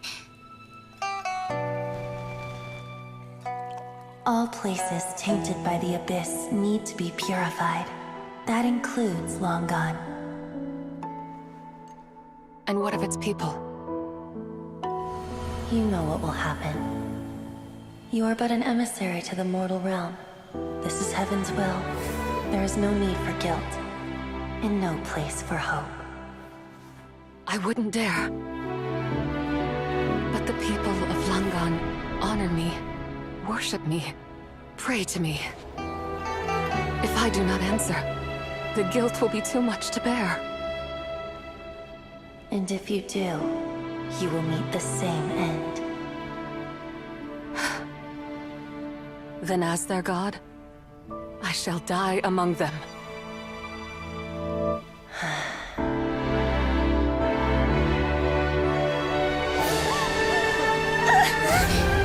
Look! Lady Tsubai came to save us!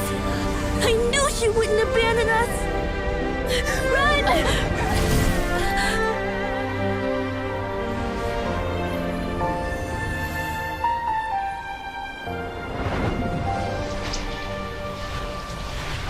You have done enough.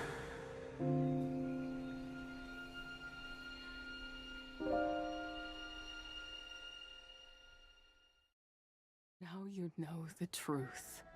These are the memories that suffocate me where I stand and crush me under their weight.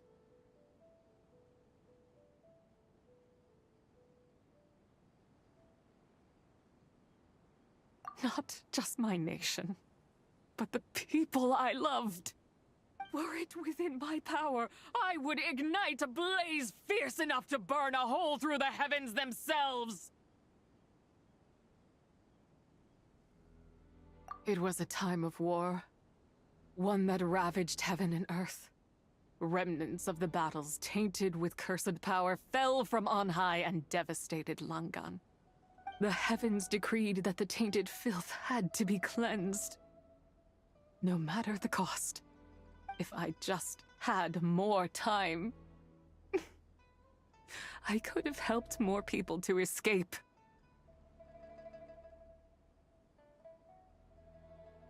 But it wasn't enough! I just needed a bit more, and they all could have survived.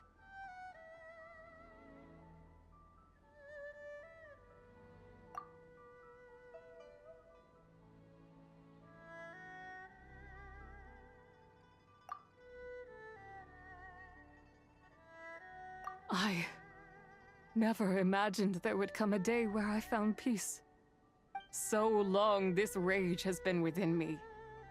Yet here in this moment, it has stilled at last. Thank you. If you wish to bring Tsubai back to life, mortal, then you may take the part of her soul that lives in me. Just remember, from this moment onward, the fate of Langan's fallen rests on your shoulders, and that cannot now be changed. As I said before, I am but a remnant of Tsubai's adeptal form, a manifestation of her wrath that was not meant to linger in this world.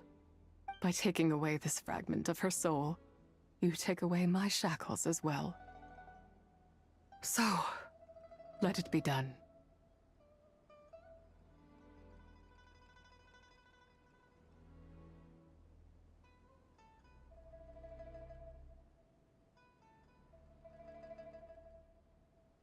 Ah, it's your turn to grant one of my wishes, is it?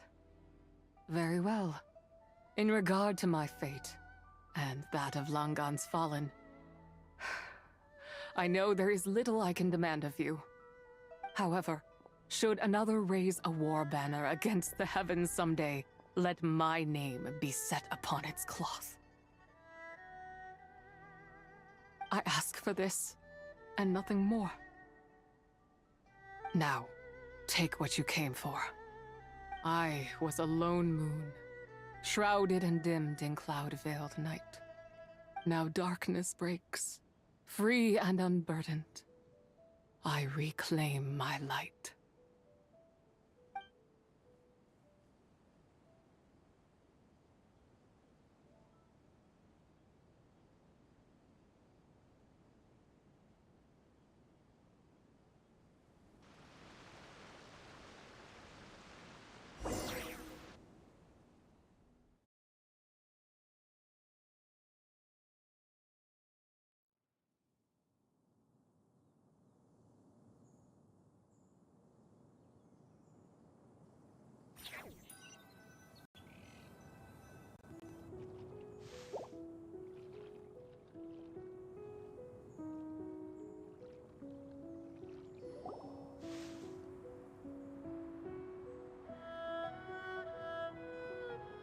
You think I am one to fold so easily?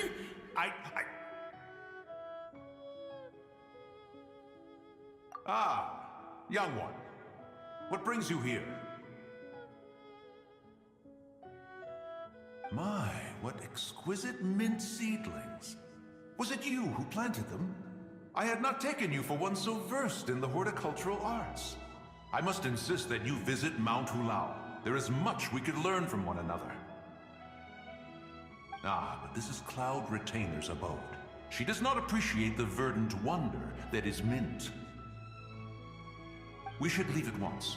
If she sees us here, there is little I can do to protect you.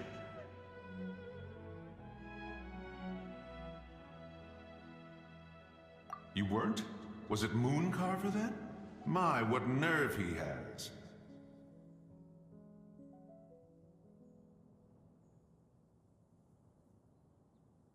What? Looks like Mountain Shaper is back to normal. Has the matter with Zizhi been resolved, then? Wow, that was fast. That took, what, like, a second? A second to us, perhaps. But for the Traveler, I imagine it felt much longer than that. One's plan was most successful, then. And you're all right, Traveler. You don't feel strange in any way? Well, sounds like good news all around. I'm glad this matter is resolved. What is this matter you speak of? The possession of that mortal child? The matter of Zizhi may have been resolved, but there is another that is far from over. The mint you planted around my abode. Perhaps you have a moment to spare for a little chat, Mountain Shaper.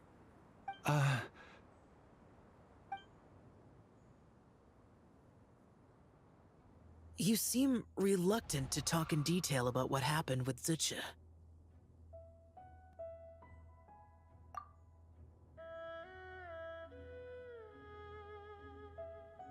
Don't worry. I won't ask you to reveal her secrets to me. And I doubt the other Adepti will either. Huh? You don't want to know what happened? The expression on your face. I know it well, Traveler. It's one I've seen Rex Lapis wear on many occasions. Whatever you learned, it must be too heavy to share. But you're okay, right, Traveler? That deadly self didn't hurt you, did she?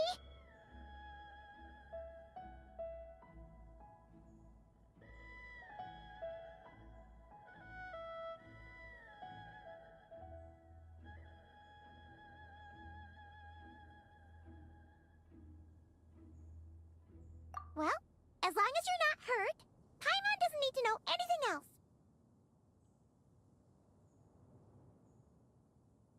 Even so, I hope you feel like you can entrust me with it.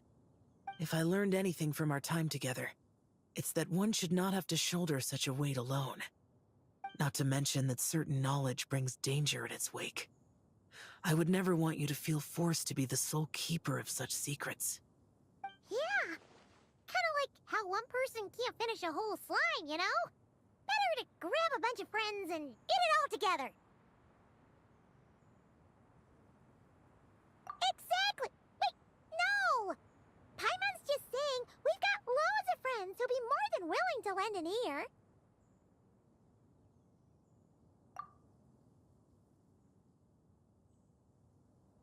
I never knew there was such a tragic chapter in the ancient past of this land.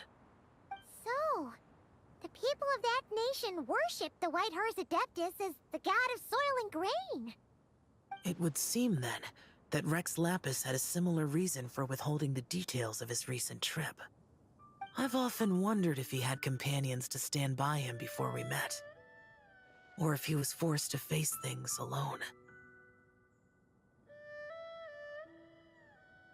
Regardless, Lantern Rite takes place in 2 days. Let's meet back up again there. If there's no news of Rex Lapis by then, we'll have to come up with a plan.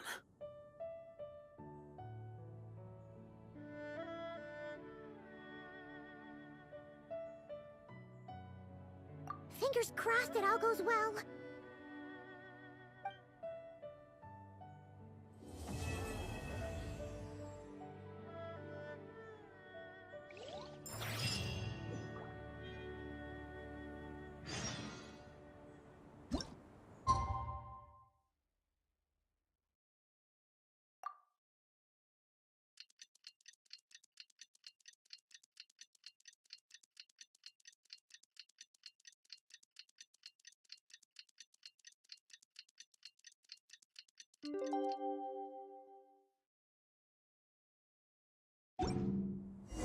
It's time to meet back up with Xiao. Let's head to Mount Outsong.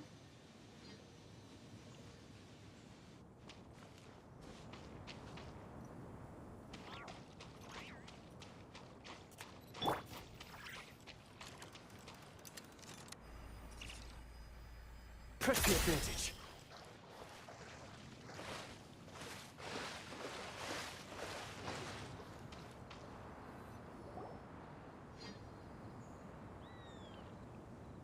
Xiao! Cloud Retainer! Madam Ping!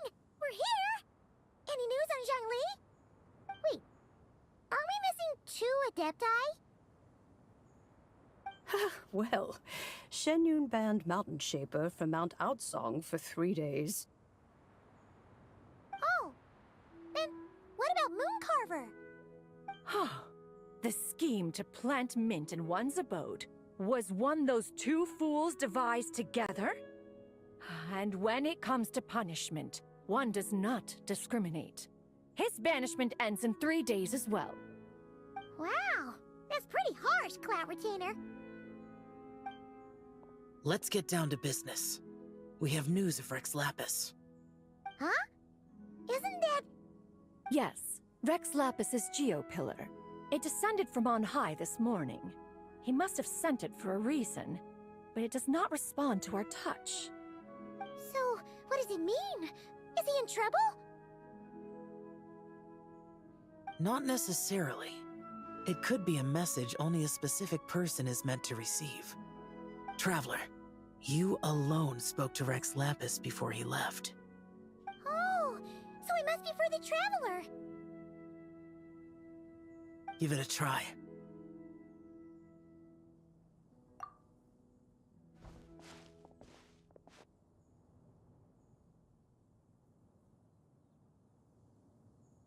Come to the spring on Mount Qingce.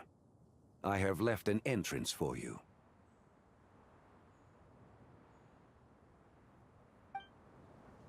Well? Just as one surmised, it seems that Rex Lapis will not countenance our involvement in this matter. That would not surprise me in the slightest. He's always had a soft spot for the Traveler, after all. But be that as it may, we have served Rex Lapis for millennia now.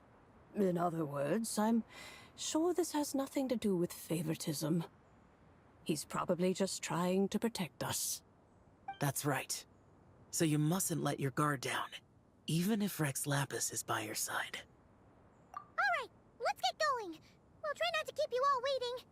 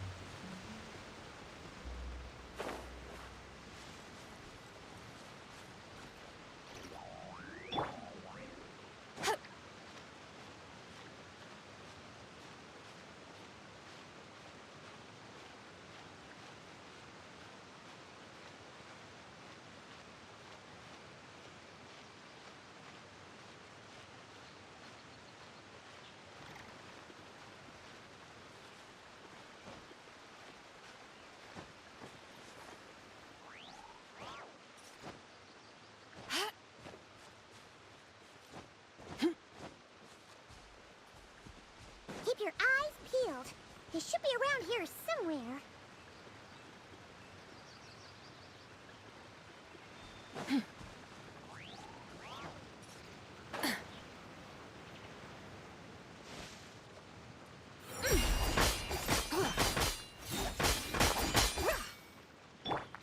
While the light shines bright.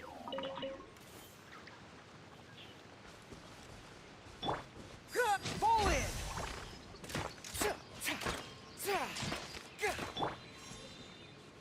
Without further ado,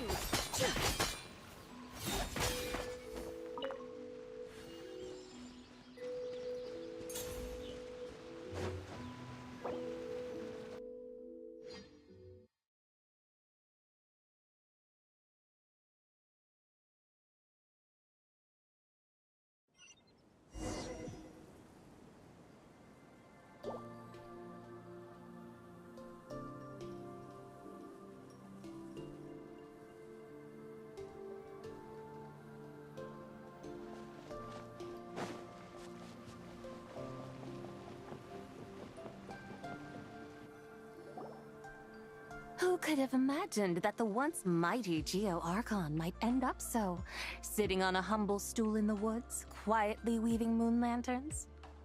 You really do look like an old man now. This is a Shao lantern, not a moon lantern. In ages past, when the gods waged war and the world was in turmoil, these lanterns were lit to guide fallen warriors back to their homes. Had you tarried in the mortal realm for but a little while longer, you might have become quite accustomed to them. Even so, it bears such a striking resemblance to the moon lanterns they used to offer up to the heavens. Could this truly be mere coincidence? Perhaps in some sense it is, yet in another, it isn't. For instance, who is to say that some of Langan's magnificent jade did not become part of the very foundations upon which Liyue Harbor now stands? It is conceivable that this ritual was transmitted in such a manner too. Now, let's not let ourselves get carried away. For all its splendor, do not forget that, in the end, even Langan could not escape its heaven-sent fate. Alas, it is just a pity that the little creatures of this world may never again lift their eyes to the moon, even should misfortune befall them. But you, Geolord, now that you rule this realm, why take the trouble, not to mention the risk, to visit one who bears such profound guilt as I? Are you not afraid that you might be sullied by the curse of time that was laid upon me? There is no risk to speak of. At least, not in comparison to that which you took when you defied the heavens all that time ago. As I have stated, time and again, it was not I who defied the heavens. Geolord, the ancient affairs of Langan have nothing to do with me, for I am but one of her deadly selves, severed before her demise. My name is not Zebai, but Zichao. Surely you did not take us for one and the same solely on the basis that we may all assume the form of white horses? Sorry to break it to you, but you seem to have found yourself the wrong white horse. Anyway, do tell me, what urgent matter brings you here? Very well then. I have come to ask for Zebai's shade. Oh? So, the Geolord has set his sights upon Zebai's human soul. And what is it that you intend to do with it? The world outside is changing. With the new moon's birth, the confines of the Shadow Moon are gradually disintegrating. In other words, the heavenly soul is set to return. Consequently, strange phenomena have manifested within Langan's former domain, leading to the earthly soul's reappearance as well. The last of the trio, the human soul, is in your possession. Most intriguing. My intention is to gather all three together, so that an old friend may finally make her return. I must admit, it seems that some remarkable affairs are coming to pass in the outside world. Yet there is one thing you seem to have overlooked, Lord of Geo. Back in the day, it was you that freed me from that painting. And afterwards, I took up arms in your name. Together we first subdued Chenyu Vale, then brought peace to Mount Qingce. It was for this cause that the contract between us was made. But now that the debt has been repaid, what cause have you to expect my aid? Zebai and I have long been friends. Given not only that you were manifested from a corrupt desire within her divine form, but that you also possess a fragment of her soul, how can you purport to be the wrong white horse? I think you'll find that we are now as separate and distinct as any two beings ever were. What once shone with radiant purity has long become dust. What you see is no longer what it was. Oh, great Lord of Geo. Should this still be unclear to you, I bid you take your leave. It seems that the fault lies in my own lack of consideration. As you wish. I shall let this matter rest. Wait! One moment, if you will. Should this not be your opportunity to propose a new contract? The part where you make me an offer I simply couldn't refuse? Even those puny mortals know how to haggle when striking their bargains. Should you, the famed god of contracts, not likewise strive for success through negotiation? Come now, enough with the posturing. It's time to name your price. Very well. I had, in truth, prepared a new contract for your consideration. I knew you would not come before me unprepared. Yet, you should know that I want for nothing, for I live in the mountains, carefree and untroubled. Occasionally, I even find sport in teasing the mortals who stumble into my presence. Then why persist in telling them those ancient stories? I speak of what transpired before the sky collapsed and the earth sank into itself. That is merely my way of passing the time. And what of it? Would any believe, much less remember, the ramblings of a mountain hermit? Those tales have long since spread throughout the mortal realm. Who? Should my words prove insufficient, I invite you to see the world for yourself. To this end, I have found you a pair of trusty guides. The Lantern Rite is presently underway in Liyue, and should prove quite intriguing for you. So this, then, is the contract you have prepared for me? Indeed it is. Think of it as a contract for a one-day festive excursion. Surely you do not hope to offer this in exchange for Tsubai's shade.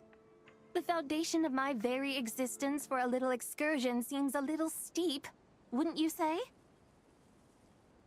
Why not see for yourself?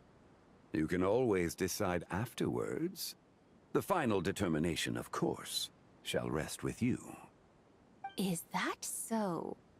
Then perhaps this deal might not be entirely off the table after all. Where then are these guides of which you speak? Hey, it's Xiangli! Oh, we've been looking for you everywhere. We thought you might have gone missing. You're here. So these are my guides. Well, well. They certainly look the part, I'll give you that. Guides? Oh, you poor innocent little creatures. The benevolent Lord of Geo has sold you to me, which means that for the rest of this day, you belong to me. Sold us to you?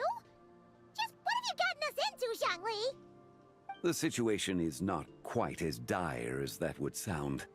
I ask only that you accompany my Adeptus friend on a tour of Liyue.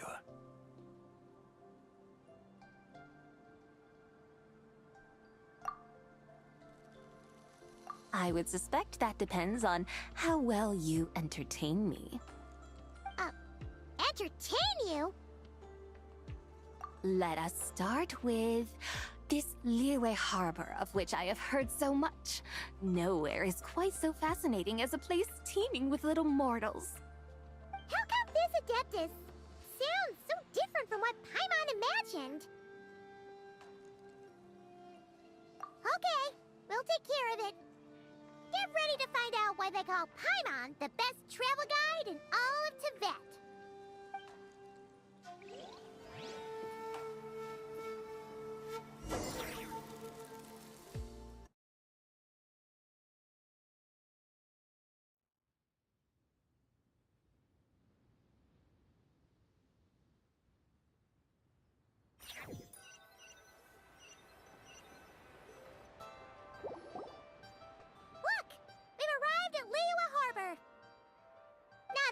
Is it Tibet's busiest port? It's also the beating heart of Liyue. So, dear Madam Adeptus, where would you like to go first? With humble fare and wine to sip, in comfort clothed and soul at ease, one eats, and all the heart's ills cease. So we're heading straight for the good stuff? Well, you're in luck, because Paimon's an expert when it comes to food. There are two main cooking styles in Liyue. Li cuisine, which is all about mountain delicacies, and Yue cuisine, which is centered on seafood. The most famous famous restaurants are Lily Pavilion and Shinua Kiosk. Oh, now Paimon's starting to drool. Guess our only option is to go try them both. 2 meals back to back. Both sound like excellent options to me. Are these the kind of establishments that most people might visit on a regular basis? Not exactly. Both Lee cuisine and Yue cuisine are known for their pricey ingredients. Definitely not what you'd call the budget options. But don't you worry about that. Just think of it as Zhang Li's little treat. Come on! Aren't you supposed to be pals with Hu Tao? I'm unsure we can afford to spend a little more of her mora at least. Hey! All Paimon wants is to provide our Adeptus with the best possible experience here. Don't you want that too? Both certainly sound like worthy choices. Just now, though, I happened to see a porter pass this way. Where might individuals like him go to eat? A hungry porter, huh? Oh! Paimon knows just the place! Yep. Nothing fancy schmancy there. Just tasty dishes made with simple ingredients in a variety of different styles. Most importantly, it's great value for money, too. No wonder everyone loves it, huh? Oh, and the owner happens to be a good friend of ours, too. One mean restaurant. Yes, even the name itself feels lively and down to earth. All right, let's make it our first stop. Yippee! That's a great choice, too. Alrighty, let's head over there right away. Paimon can't wait to dig in. Wamin Restaurant, here we come.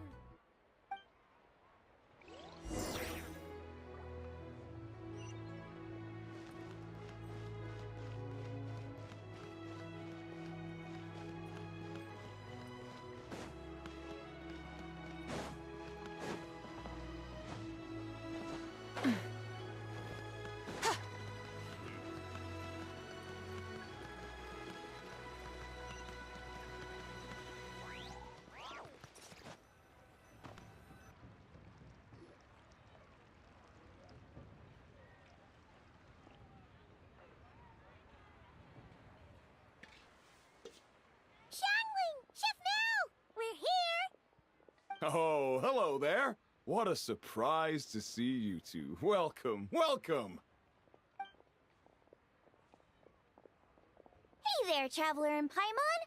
We're a little busy today, so grab a table while you still can. But I don't think I've met this lady before. Is she a new friend? You could say that. Oh, I see. Well, hey there. A friend of the Traveler's a friend of mine, too. Don't worry, we'll take good care of you. Just order whatever you want, it's on the house. By the way, I'm Zhangling. I cook here at Wan Min Restaurant. What's your name? Miss Xiangling, have you ever heard of the White Horse Adeptus? Of course. What about her? I am her, and she is me. Huh? You mean you're an Adeptus? Oh, you young'uns crack me up. Come on, Xiangling. You've got to keep up with the times. Haven't you heard of cosplay? It's like a role-playing game where you dress up as famous characters and pretend to be them. Seriously, it's all the rage, and it looks like this young lady is quite the expert. Your friends sure keep their fingers on the pulse, huh, Traveler? Wow, Dad. Didn't know you were so tuned in. But how come I haven't heard about it? You gotta listen to our customers. Didn't I tell you to spend less time chasing after wild vegetables and more time making friends? You're even more out of touch than I am. Hey, I like making friends too. Isn't that what I'm doing right now?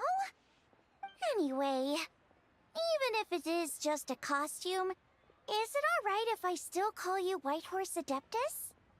Of course it's all right, because that's exactly who I am. Okay. I can see you're really committed to the role. How about I call you the real White Horse Adeptus instead? In that case, you can call Paimon the real traveler.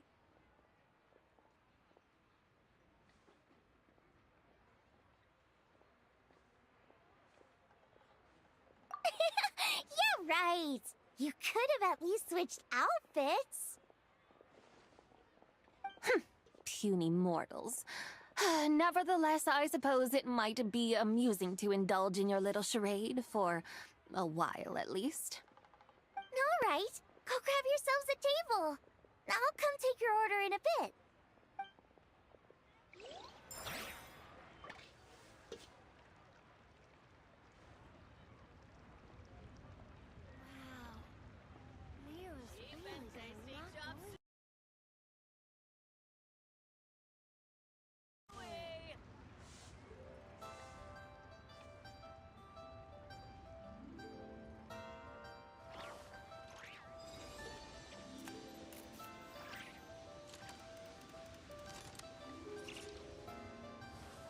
Try something new at the One Bean Restaurant. Wow, Leo's really gonna Hello. May I ask if Miss Xiongling and Chef Mao are here? Yeah, they're just over there. Wait a sec. Aren't you? So, what would you like to... Huh? You're...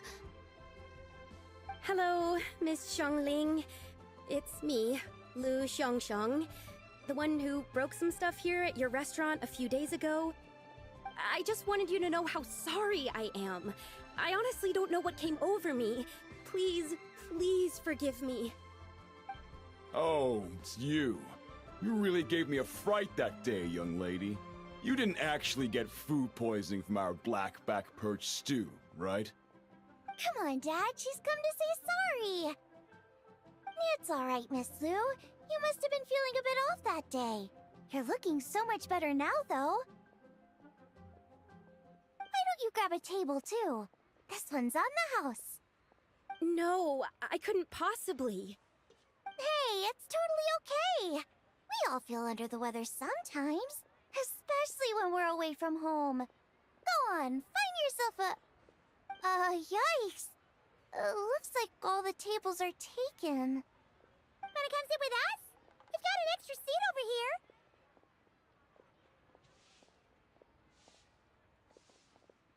Thanks, guys. So what would you like to eat today? Feel free to order anything you like. I should very much like to sample your renowned poisonous blackback perch stew. It wasn't poisoned. That was all on me. So that's one portion of blackback perch stew. How about you guys? Paimon wants...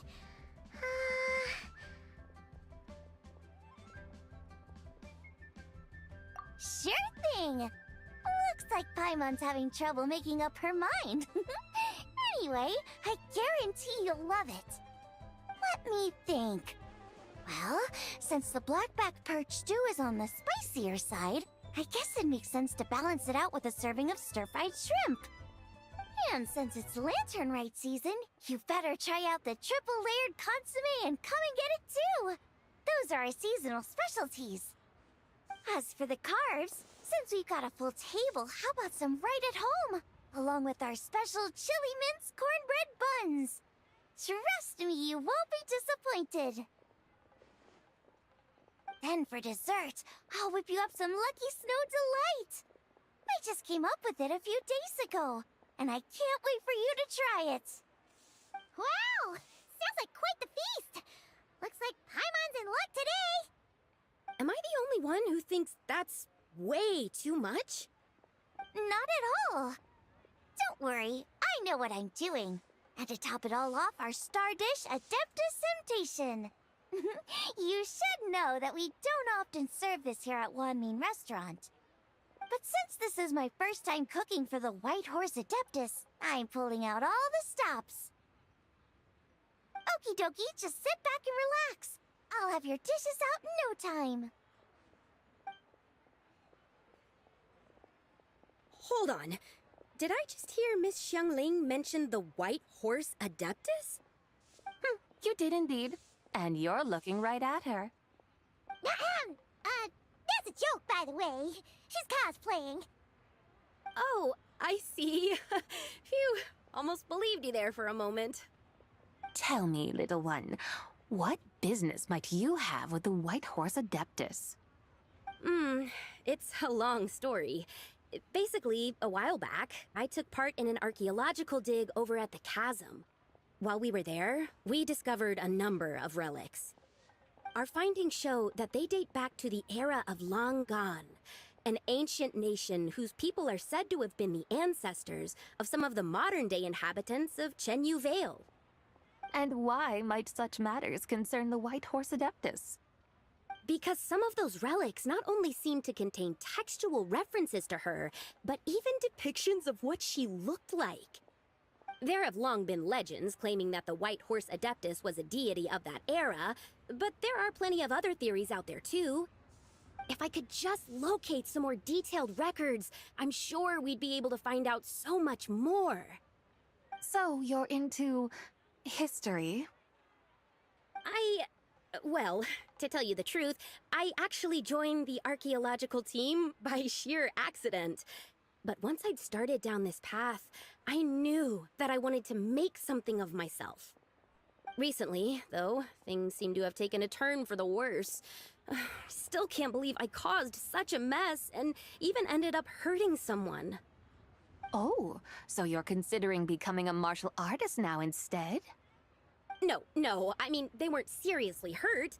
It was just a few scratches, and they let it go after my mother compensated them.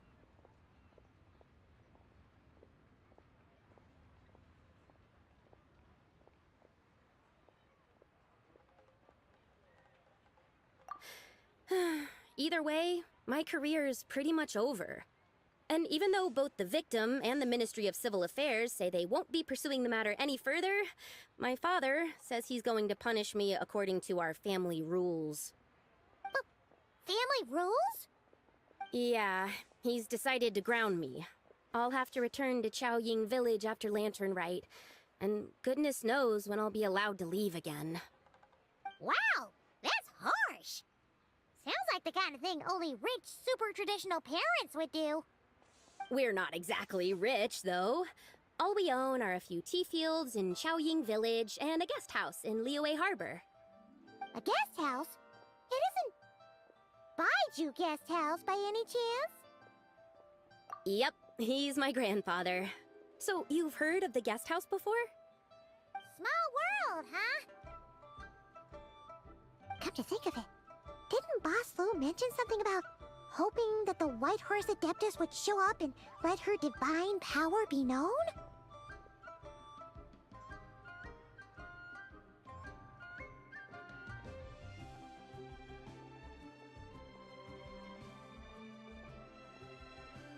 Sure, but Paimon's guessing this wasn't exactly what he had in mind.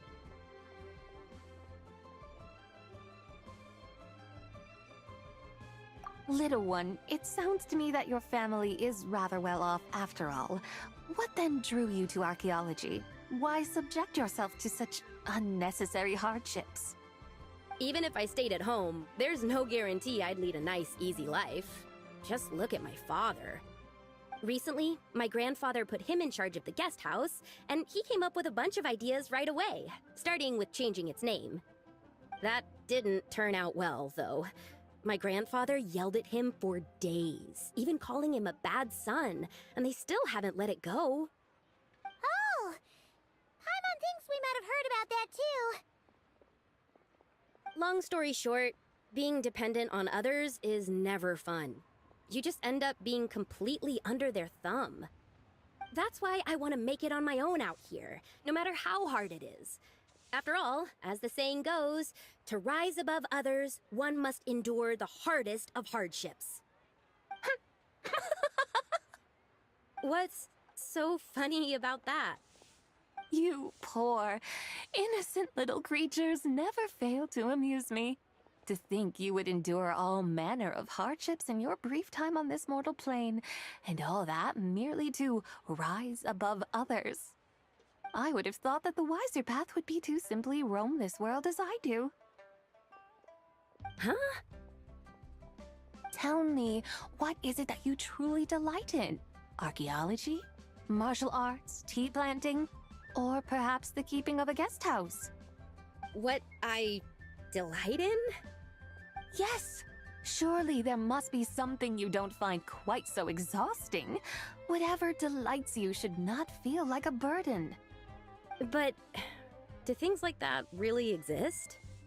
Of course! Take Miss Xiangling, for instance. I defy you to detect even a hint of hardship on her face when she wields her walking spatula. So, since it seems you are resolved to tread the rocky path, you should strive with all your might to pursue that which brings you delight.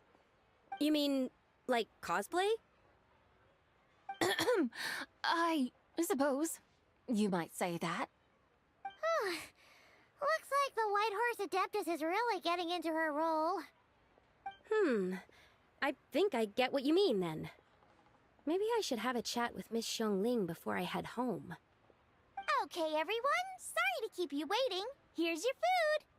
Wow. It all smells so good. Oh, finally! I get to try that famous poisonous stew. Hey! Didn't you hear what Shang said? It wasn't the stew. If anyone's to blame, it's that other you. What's up? How fiercely this mortal fare burns upon the tongue!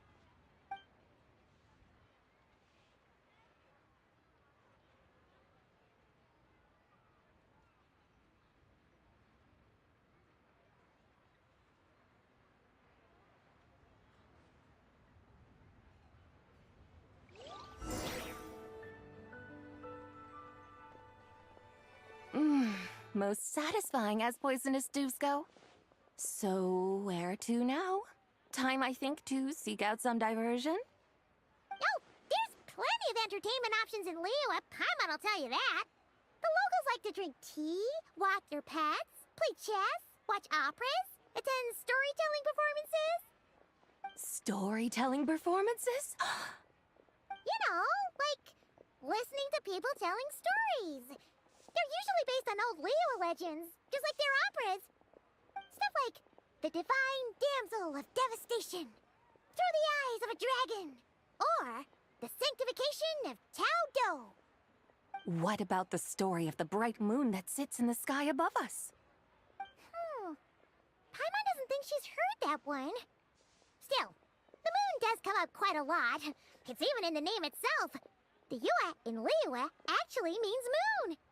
Since we're on the subject, you like telling stories yourself, right? Why don't we go check it out?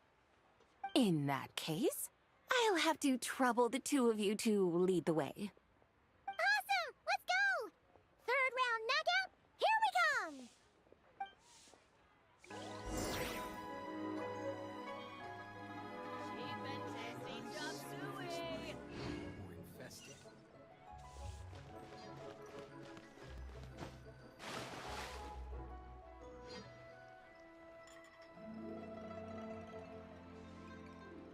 What a tongue twister! I'd have made a complete fool of myself if I tried to say it on stage without practicing it first. Huh! Call yourself Iron Tongue, Tien. Wobbly Tongue, Tien, more like. I used to have that problem a lot. But if you just take your time to grasp the meaning and commit it to memory, you'll be able to say it smoothly in no time. You're right, Miss Yoon. I'll give it another try. Hey, Yunchin! Fancy seeing you here! What are you two talking about? Ah, Traveler and Paimon, we meet again. And who, may I ask, is this? You may call me the White Horse Adeptus. The White Horse Adeptus? She's not really an Adeptus. I see. Well, it certainly looks like a lot of fun. Oh, funny you mention it. This type of thing is actually something I'm quite familiar with. Once, to perform through the eyes of a dragon, I decided to imagine that I was Rex Lapis himself. It was the only way to truly inhabit his mindset and understand his resolve to quell those demons. Sounds like you just wanted an excuse to feel all big and powerful. Hey, that's... You just don't understand how inspiration works. You're one to talk. Paimon's traveled all over with the Traveler, and she's seen things that would make your jaw drop. All right, then. Since you claim to be so knowledgeable, why don't you prove it by reciting an ancient poem? An ancient poem? Which one? Ha! See? You mean to tell me you've never even heard of the ancient poem called An Ancient Poem? What kind of a title is that? Quit teasing, Paimon. We only just found out about that ourselves. He's talking about the writing on those ancient relics. When we first saw it, we couldn't figure out what it all meant. So in the meantime, we decided to just refer to it as an ancient poem. However, thanks to the painstaking work of the scholars who were tasked with decoding it, it seems like that's exactly what it was.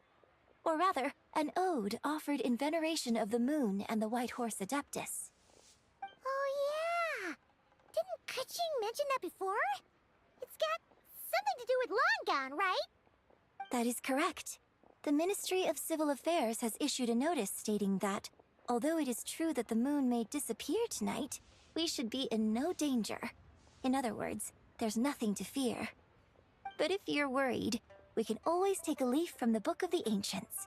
By reciting this poem, I mean, and calling for the White Horse Adeptus's aid. If we do that, I'm certain she'll protect our moon and keep us safe. Oh, seriously?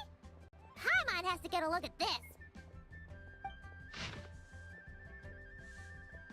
Under moon eternal, in radiant night, a maiden grants silk, soft and light? What in Tibet's that supposed to mean? Under moon iridescent, in night divine, blah blah blah, something cloth so fine. Something about fields being plowed, something else about seeds being sown from the earth. Seriously? What is this? The fields are plowed, the seeds are sown, and from the earth, life is grown. Whoa! You did that without even looking! Bravo! Bravo! We have an expert in our midst. Looks like this young lady really does know her role inside out. If I didn't know any better, I'd have taken her for the real deal. That's because I am the real deal. That's the spirit. This is exactly the kind of mindset I was talking about. Behold, mortals, I am none other than the indomitable Rex Lapis himself. Kneel before my godly splendor.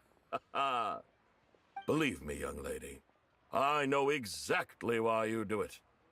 Back in the day, I was just like you.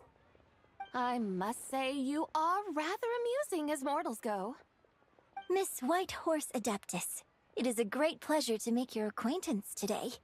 I have some questions regarding the poem, and I was wondering, perhaps, if you might be able to shed some light on it? You want me to explain the full meaning of its verses? Your guidance would be much appreciated. Fascinating. Tell me, do all the people of Liyue still express such reverence for the ancient ways? Well, it's true that we hold a deep fondness for our history, but it is hardly our only pursuit. One of my good friends, for instance, is even more devoted to the modern Fontanian art of rock and roll. Exactly! And don't forget, great practitioners of the role-playing arts walk among us too. People like me and you, young lady. Yes. So rather than placing too much emphasis on our reverence for the ancient ways, it might be better to say that here in Liyue, 100 passions bloom, each with a voice of its own. I see. Then, I suppose it wouldn't do any harm for me to enlighten you. In truth, it is but a simple poem of blessings. Its meaning is this. As the eternal moon rises in the night sky, a maiden adorned with lustrous jade descends upon the earth.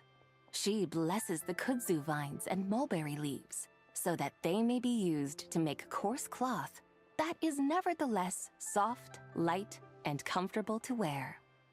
As the iridescent moon rises in the night sky, a maiden adorned with lustrous jade descends upon the earth. She blesses the kudzu vines and hemp, so that they may be used to make fine, luxurious cloth. As the frost moon rises in the night sky, a maiden adorned with lustrous jade descends upon the earth. She blesses the mugwort and artemisia, so that they may be perfect for divination. So she really did come down from the moon? She shows the people how to use the plow and spade to purge the land of weeds, till the soil, and heap up the earth to make it fertile. Then with the hoe, she teaches them to sow their grain, bestowing the promise of life upon every seed. She blesses the millet and the beans, ensuring that their stalks and vines stretch forth without end. She graces the wheat and the rice, so that their heavy heads are filled with plump, glistening grain. Sounds like she's a real pro at all this farming stuff.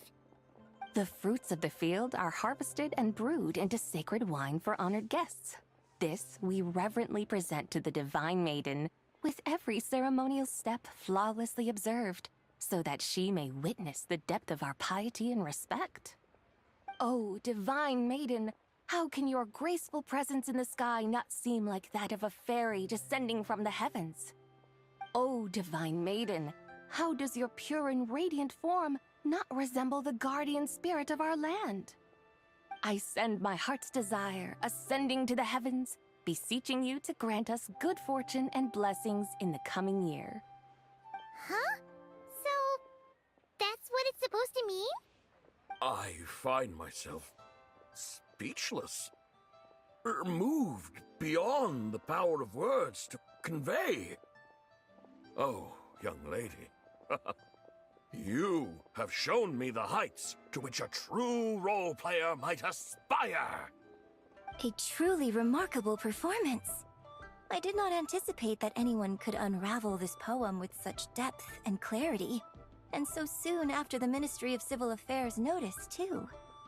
I'd even begun to consider myself somewhat versed in the matter, but as they say, there's always someone more knowledgeable out there. Allow me to extend my thanks to you, Miss Whitehorse Adeptus. You are far too humble, young one. I must confess, it is I who have been surprised, not only by you, but also by this Liyue harbor of the present day. Ah, so you're not from Liyue. And what, may I ask, has surprised you about it? Oh, it's nothing really. Just some old memories scattered here and there. Very well, my guides. I suppose it is time we set forth on the next part of our excursion. I'd like to go see that wharf now. What say the two of you? No problem! We'll take you wherever you want. Oh, leaving so soon? Before you go, allow me to introduce myself. I am Yunjin, director of the Yunhan Opera Troupe. May I ask your name in return?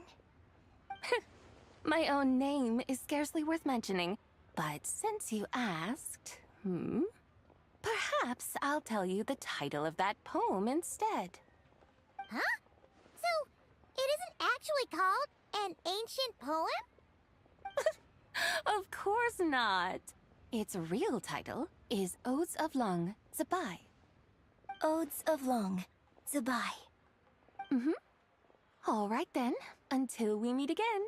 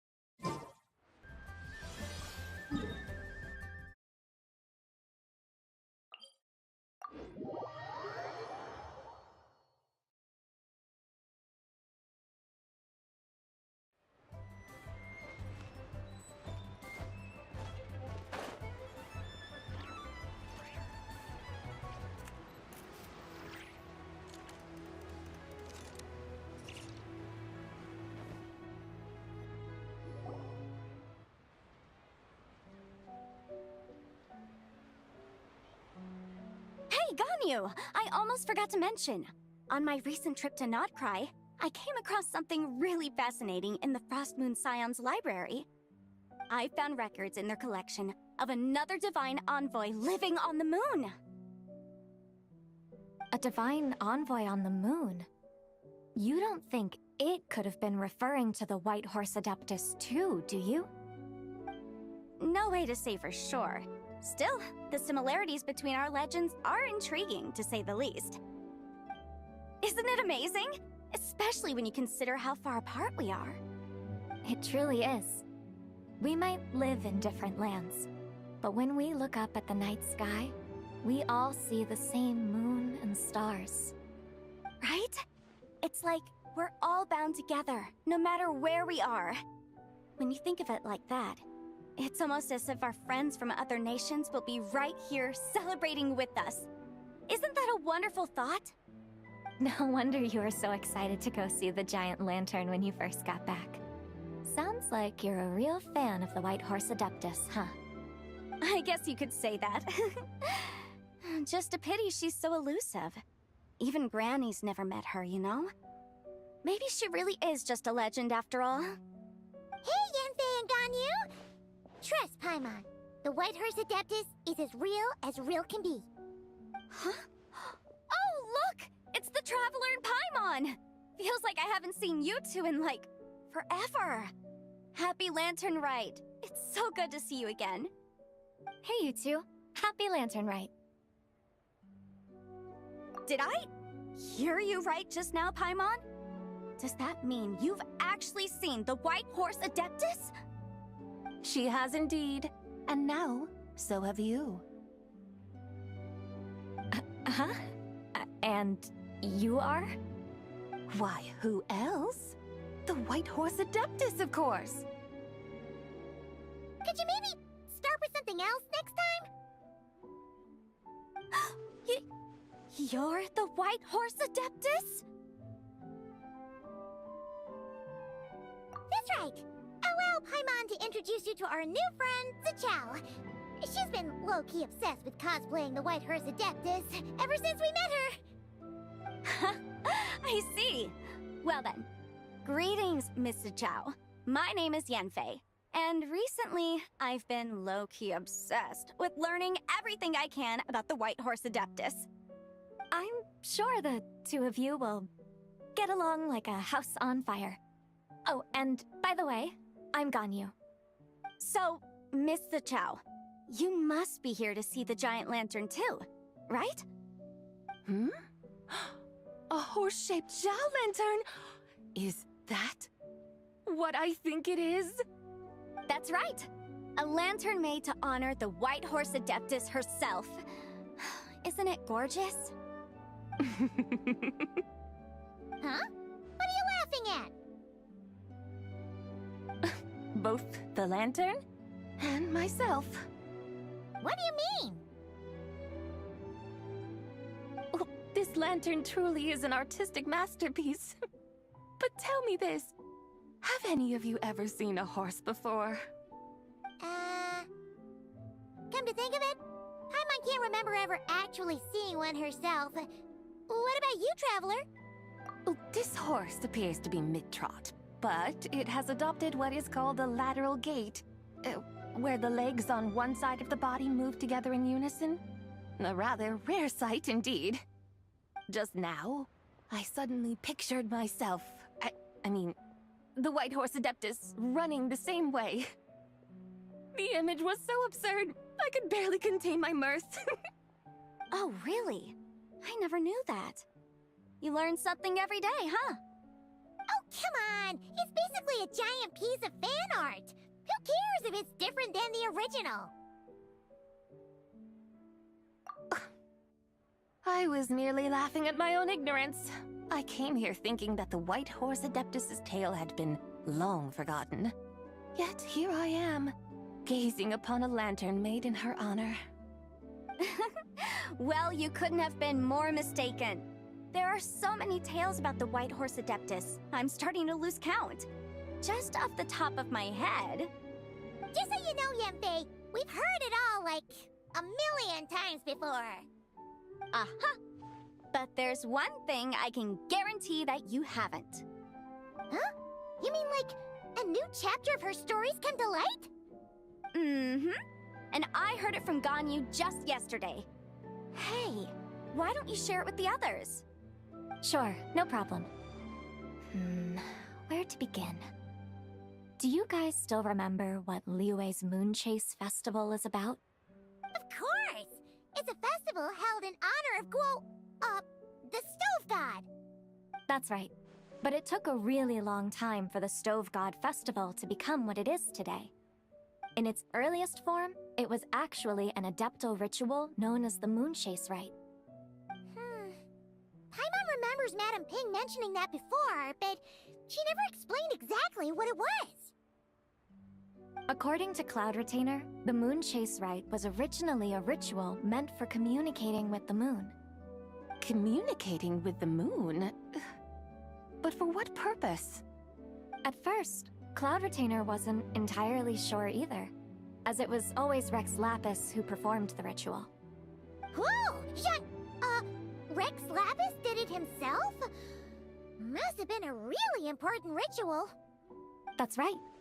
Unfortunately, despite numerous attempts, they never actually received any response from the moon, which is why they eventually stopped performing it. But then, just yesterday, Keqing took a picture of the moon being obscured by a dark hole to Cloud Retainer and asked if it had anything to do with the Moon Chase Rite. The moment Cloud Retainer saw it, it suddenly dawned on her that the rite might have been an attempt to reach the White Horse Adeptus all along. Does that mean Zhang Li's been trying to bring back the White Horse Adeptus all this time? So how about that? Bet you never thought there might even be a link between the White Horse Adeptus and the Moon Chase Festival. If Keqing hadn't taken that picture to Cloud Retainer, we would never have known any of this. This is probably what Keqing was referring to that day when she mentioned there were some ideas she wanted to follow up on. So, Geo Archon. All this time, you've been striving to awaken her. Huh? What do you mean, awaken? Nothing. What I truly meant to say was, this new insight you've provided has been truly eye-opening. Oh, by the way, my trusty guides, I've been meaning to ask, where in Liyue Harbor might one enjoy an expansive scenic view? Huh? We're off to the next stop already? But Paimon's barely done digesting that lore bomb just now. All the more reason to find the right spot to let it sink in.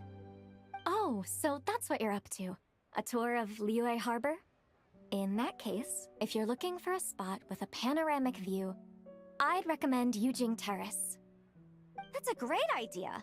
Since the terrace is on higher ground, the sea view from up there's so much better. Great! Well, the lantern rite's about to start, so we should get back to Granny's now. Hope to see you all at the festival tonight. Oh, you're off too? All right then. See you both soon. See you soon.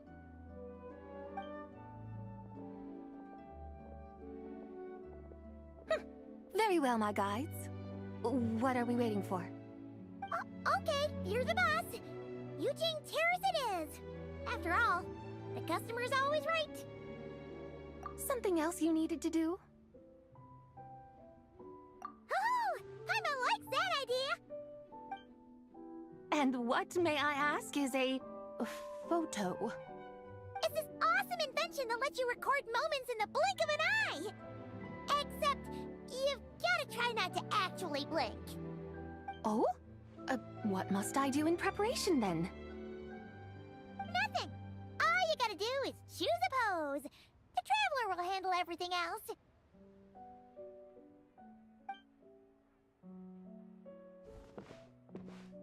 Come on, let's give it a try. Look, we got a great picture. Paimon's gonna call it The White Horse Adeptus Meets the White Horse Adeptus in Liyue Harbor. Huh. They've even discovered a way to preserve moments in time. Now I truly am curious to witness what else these mortals might accomplish. Very well, let us proceed. Eugene Terrace lies in that direction, does it not? Hey, wait for us!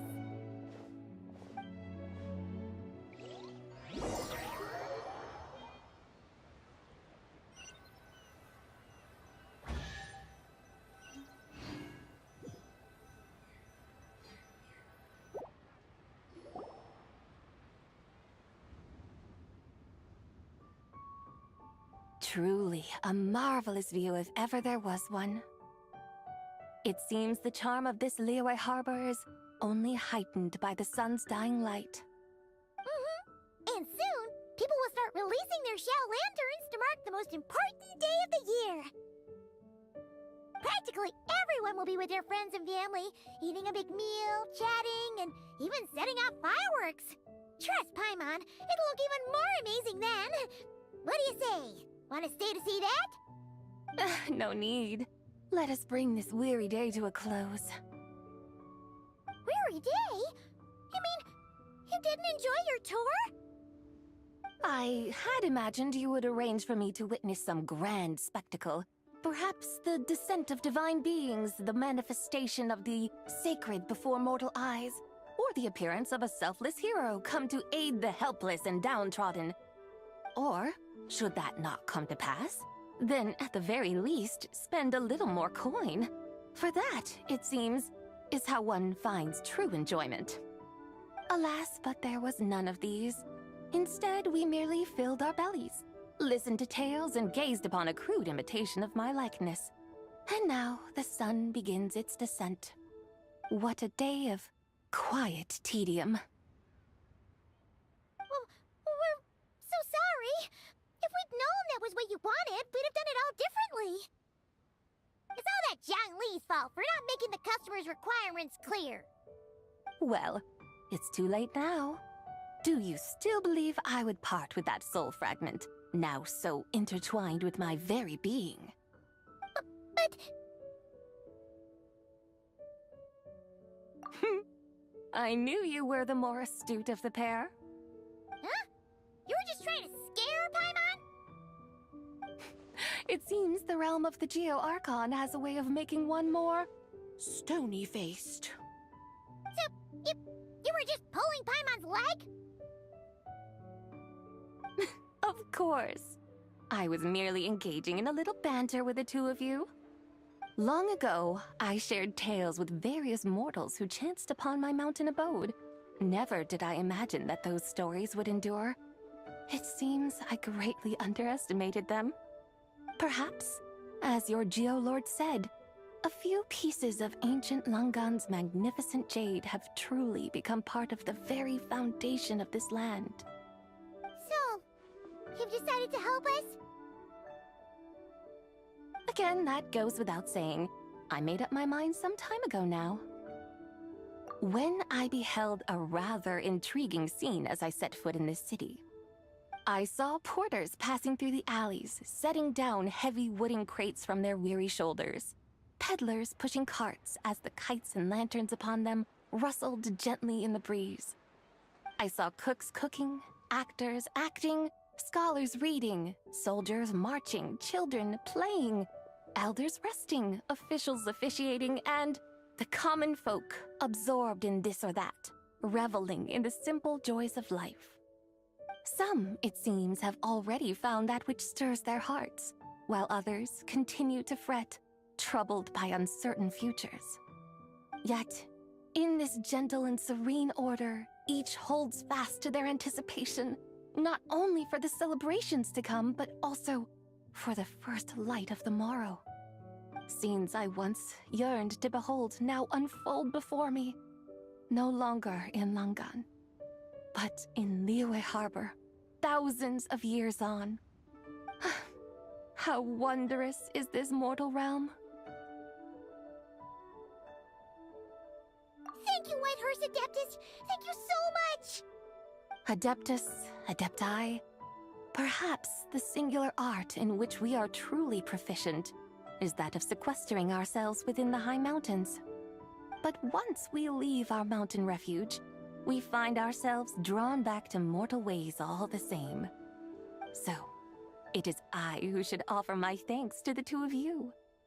Traveler, Paimon, you have made this day more delightful than any I've known in a long, long time.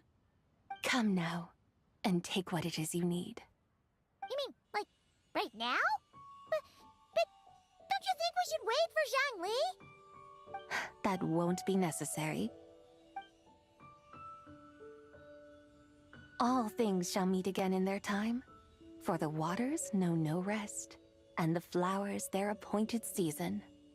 One need not fear that life is but a journey of goodbyes.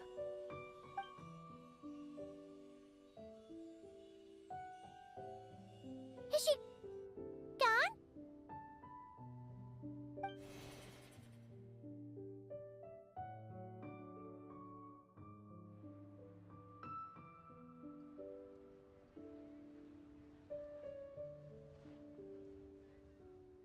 Yes, she's gone. A deadly self is formed from the body's impure vapors, so naturally it cannot survive long in this world. Had it not been sustained by the remnant of Zibai's soul, it would have faded away a long time past. Now that the remnant is gone, it has severed its ties to the mortal world. Zhangli! When did you get here? A while ago. Paimon would have thought you'd at least want to say goodbye. Though mountains endure, the ceaseless waters will, at last, wear away their sharp edges. Thus must I meet the marks wrought upon her by the ruler of time with great caution. It may be goodbye for now, but someday we will meet again. Really? And when might that be? Who can say for sure? Years and years from now, perhaps. Or maybe tonight, at the Lantern Rite. Are you saying that if the White Horse Adeptus were to be resurrected, she'd still have the memories of the three deadly selves? That she'd still remember us? We will find out soon enough.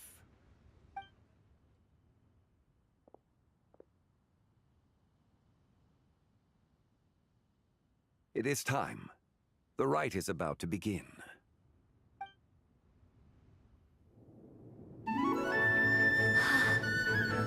The rite is about to begin. Is the moon really gonna disappear? Got your lanterns ready, everyone? All set. Might be about time to put eyes to the sky. Wouldn't you say, Tianchuan? Look!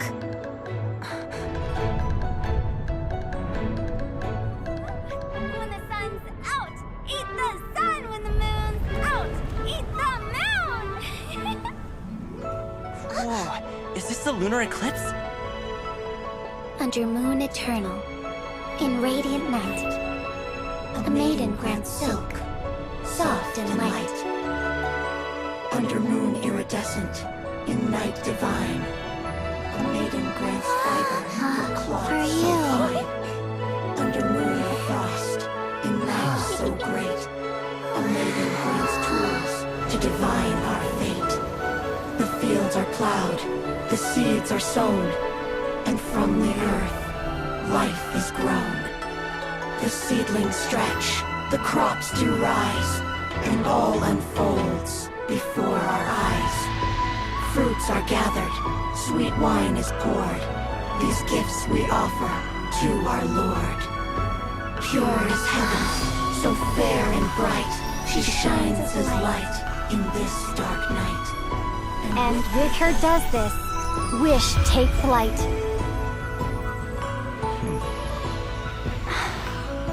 Devoted soul, scattered and unbound.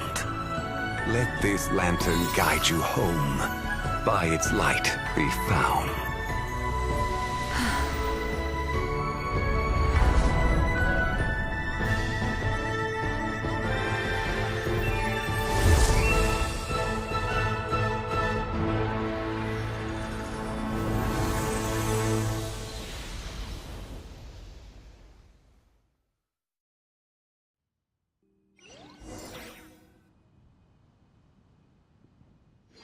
Did we do it? Do we finally get to meet the real White Horse Adeptus?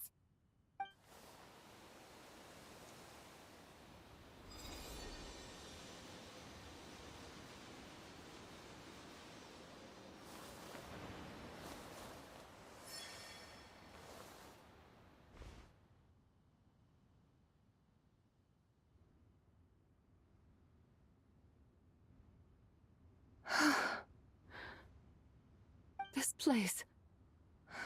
Where am I? A familiar land, now known by the name of Liyue. Liyue? The peaks adorn the clouded moon. Then, who might you be? Oh no! She seems to have lost all her memories after all. And those countless lights in the sky. What are they?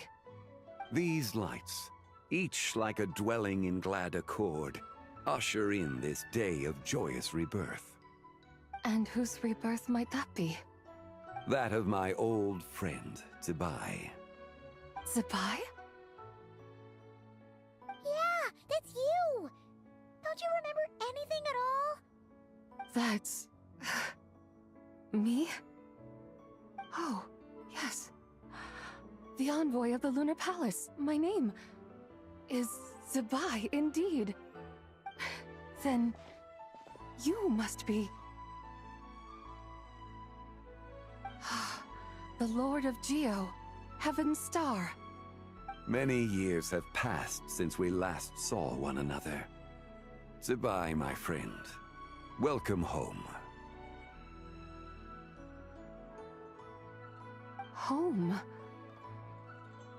But why does this place, this Liyue, feel at once so strange, and yet so familiar?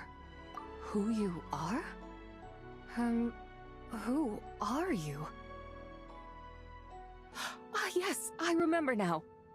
You are that treasure-hunting damsel, the one stricken by the poisonous fish stew. How goes your quest for treasure? You must have achieved both fame and fortune by now, I trust. Hey, you've got it all wrong! You're talking about Lu Xiangxiang. And how many times do we have to tell you? She wasn't poisoned! Sheesh!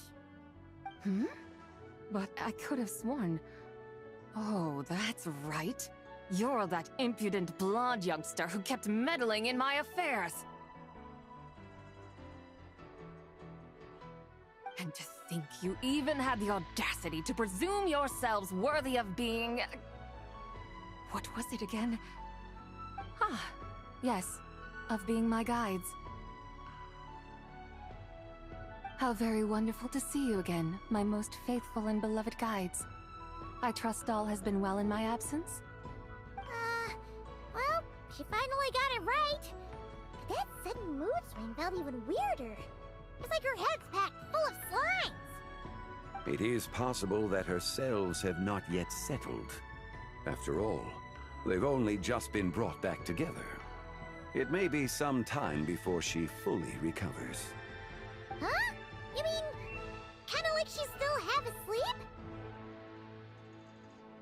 That I cannot say for certain. Perhaps a few days. Perhaps a few years.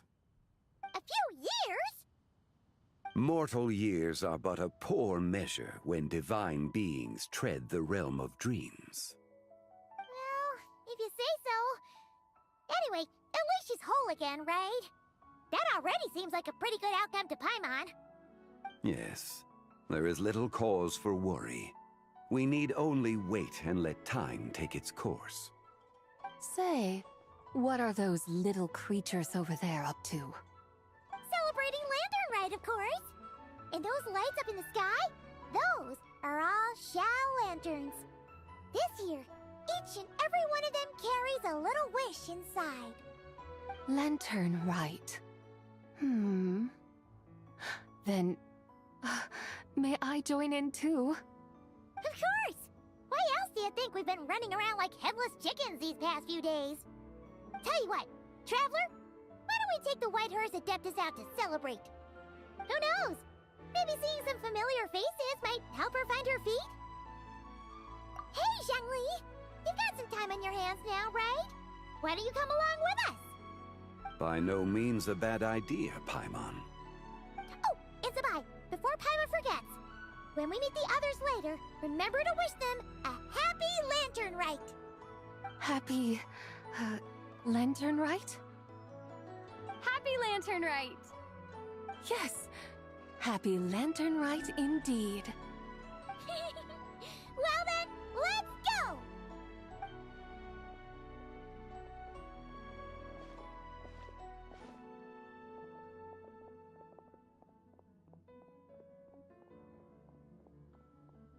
Lantern Rite.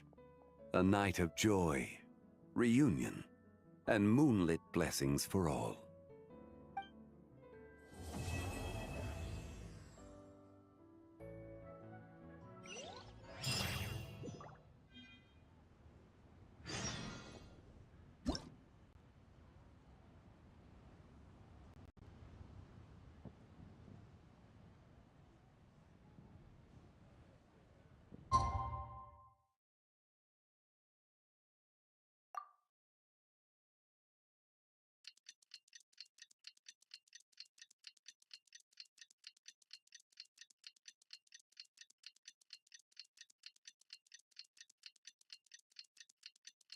Paimon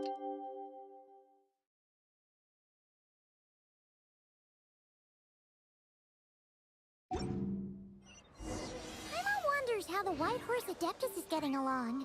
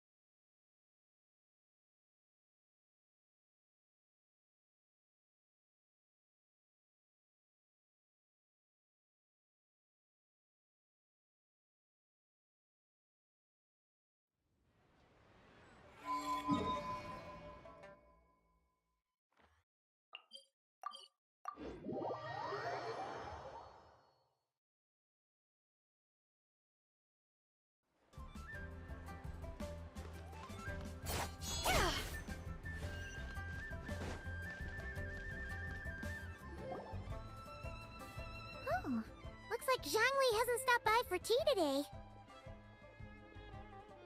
Hey, are you two looking for your friend? Try going up that way. Is Zhangli up that way? No, but that young lady who was dressed up as the White Horse Adeptus the other day is. She's your friend, right? I just saw her head toward Wanmin Restaurant. I was wondering why she was eating alone. But then you two showed up hot on her heels. Oh, what luck! We were just on our way to find her. But what's she doing at Wanmin Restaurant? I have no idea. I said hello, but she completely ignored me. She couldn't have forgotten who I am, right? I mean, we're kindred spirits, aren't we? Maybe she's still half asleep, but her brain might be a little fuzzy. Oh, that makes sense. I was wondering why her eyes were so red. Her eyes were red? Oh, that doesn't sound good. You young people, staying up all night because you think you're invincible. Look at your friend. Missing out on sleep so she can pretend to be the White Horse Adeptus. That's where that leaves you, you know. A word to your friend from someone who's older and wiser. She really needs some rest. Paimon won't be so certain about the older and wiser part. Yeah, what was that? Hurry along, then. Oh, and don't forget to come back and check out my Rex Lapis cosplay when you're done.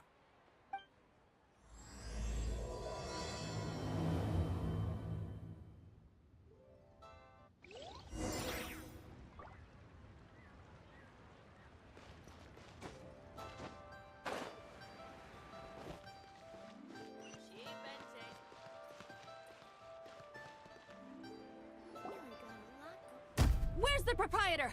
Come out and see me at once!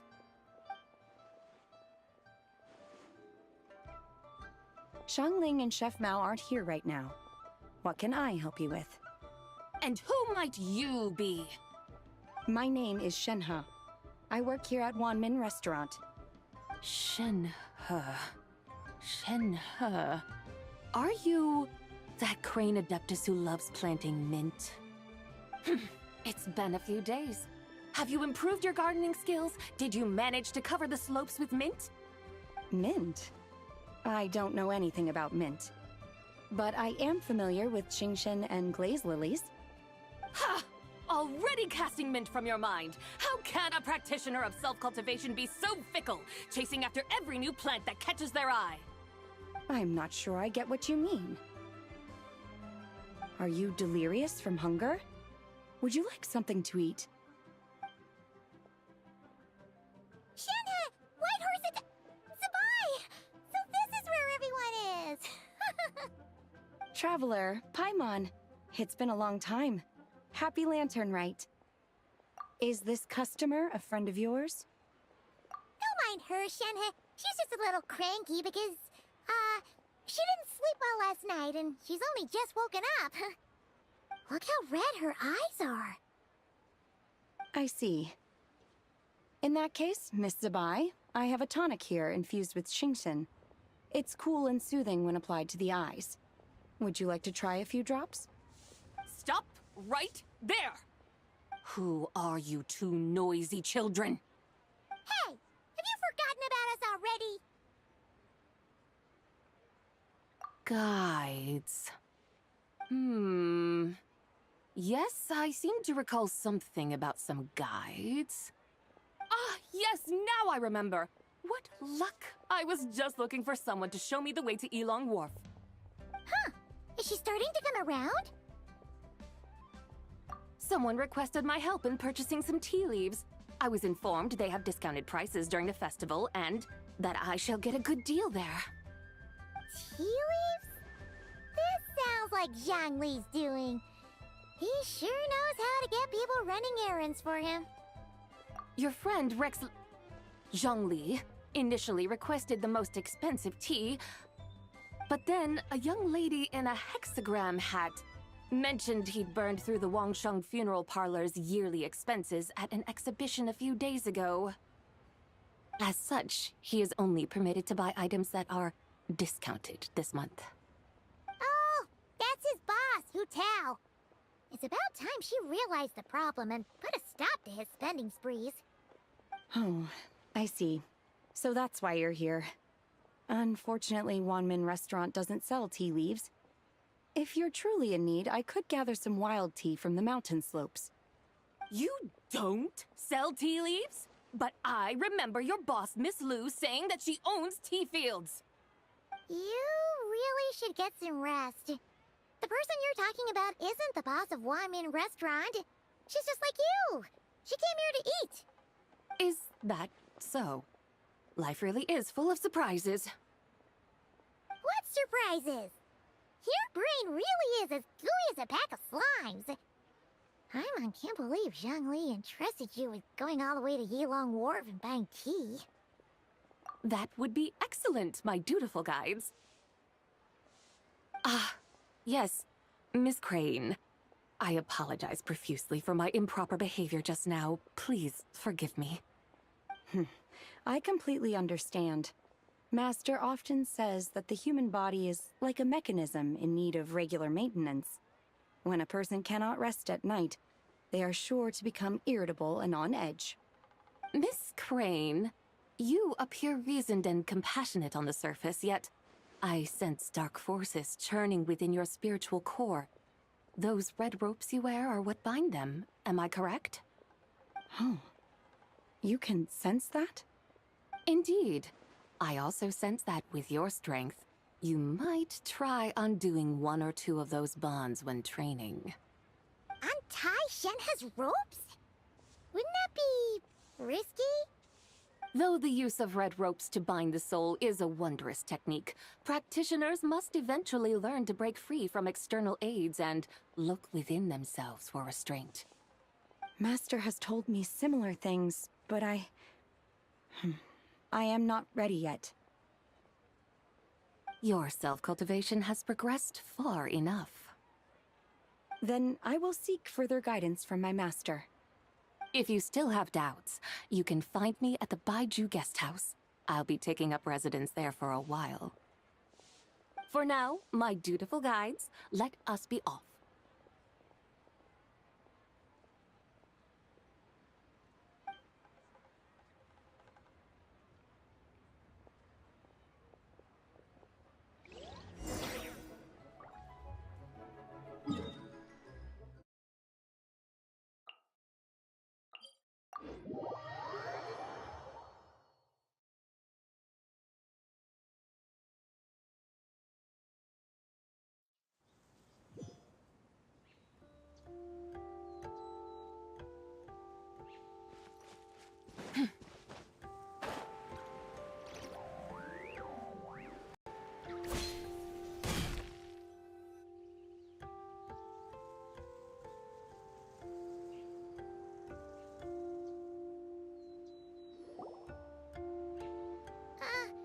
Aren't we going to Yilong Wharf? How do we end up on this mountain? Is that small town over there not Yilong Wharf? I sense a familiar scent wafting through the air. You're right! Except for the smell part. Paimon doesn't smell anything. That is because this scent is the essence of jade, which can nourish the spirit. Oh, yeah! Shenyu Vale does have a lot of jade, but Paimon didn't think jade smelled like, anything. Naturally, this has reminded me of something. Hmm? And what's that? A few simple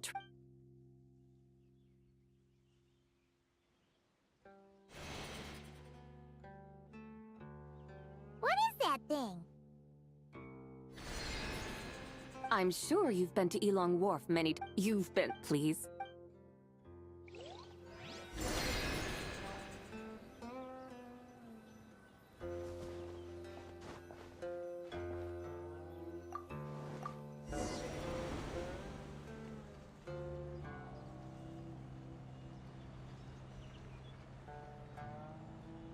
This is amazing!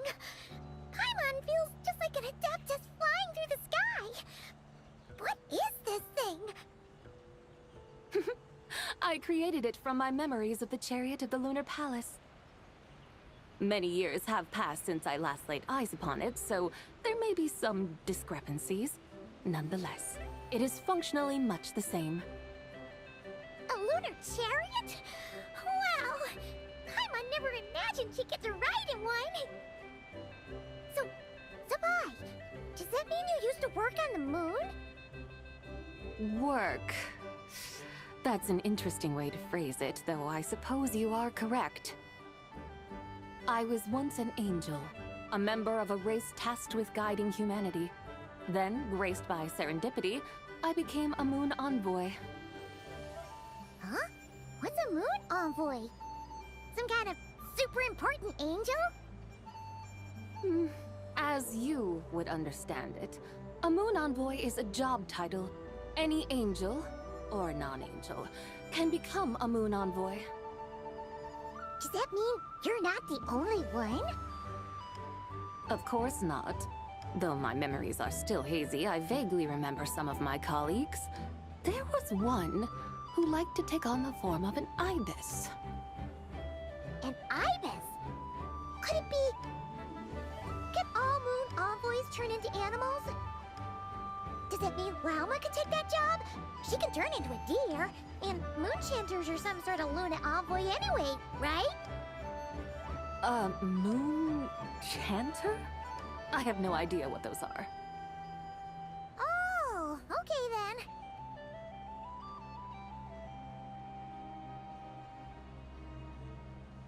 Look! Paimon thinks she saw a T-Thunder over there! Very well. Let's take a look.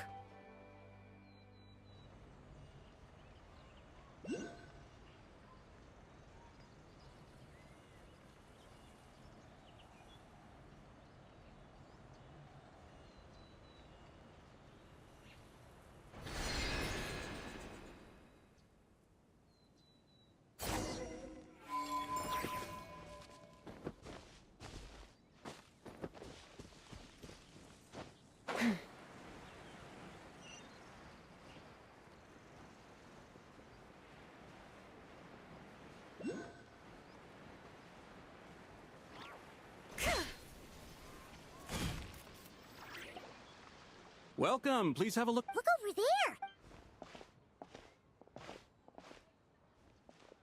Dear customers, are you I can see from your bearing that you... We're not here for... Discount? Something about the... Buy 3 boxes of Songla tea during the... That's right. 10 boxes at... Oh, Paimon! 3, 10, 20, 50. Sabai, what are you muttering about? When purchasing 3, 4, the intervals between the two... Look! If the difference is therefore extra... They mean that if we buy... 100% discount? The pattern we... That's amazing! No need to thank. What's the matter? Paimon just... It took you... We got the short end of the stick about it! If we don't have... Huh? Hey, Sabai... It's done? Wait a moment, dear customers. You are... I'm such a Where can we not to fret. Well... How very... Besides...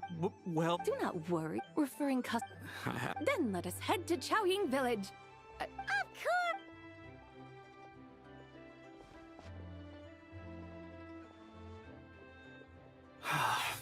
What other world... I should hurt...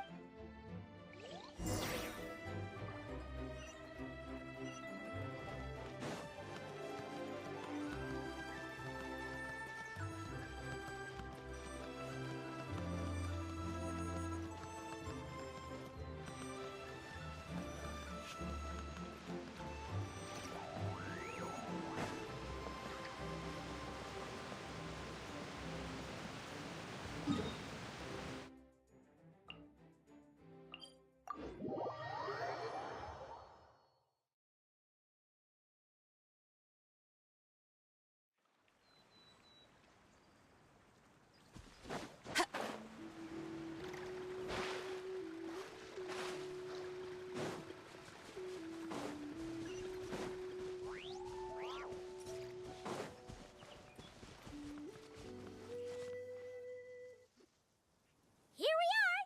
Chaoying Village! The mountain... Should fate dictate? Well, We'll be able to see more clearly from up high.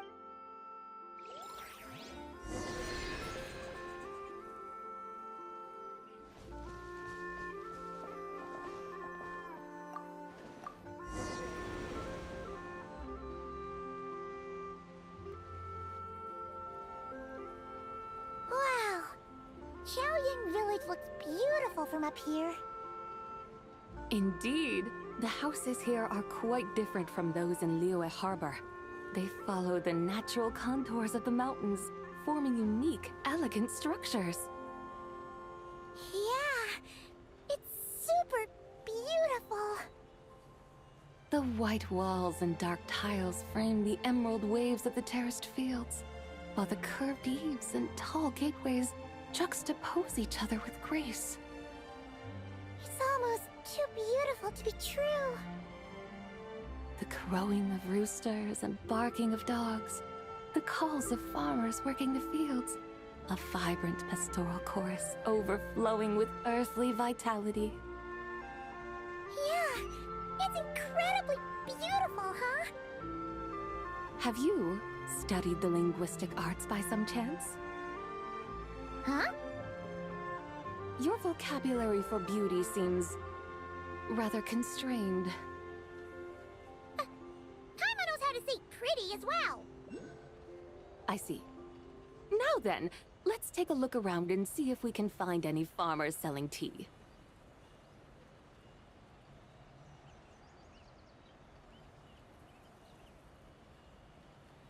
Look! There's someone in that tea field! And they look kind of familiar. Wait, is that Lu Xiangxiang? And who is that? Oh, you'll remember her once you see her up close.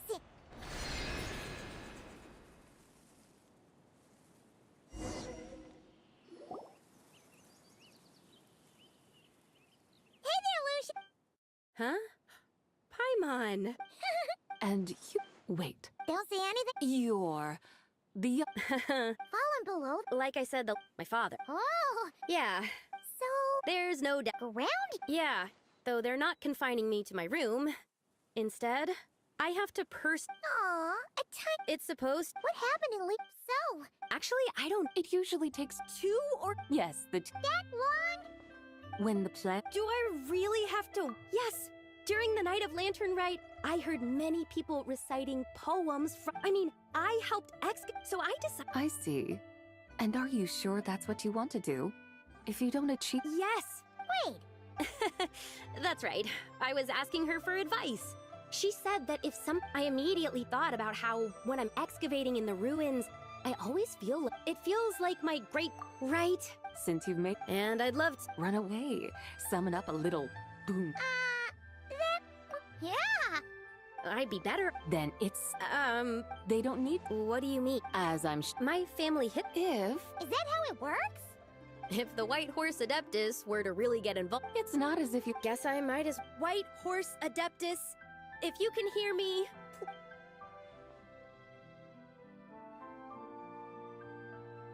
Ugh. Nothing happened. By then, the seedling you planted may... Thank you. I can. Oh, it's getting late. That sounds great. Let's get some sleep and.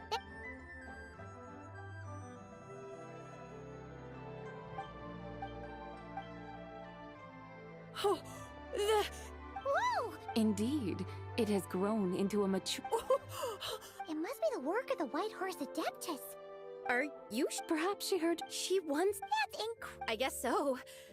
They'd better. Go. Thank you. Paimon really. When an... All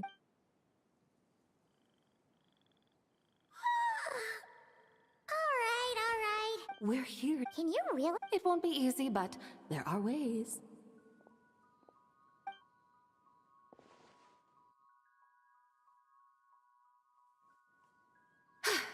Hey! You just transplanted a tea tree from over there! So? Oh. And Emma... Well, yeah! Is this tea tree? You're... That would be... Paimon thinks... Oh! Huh, that's... Chinsa. The scenery I must...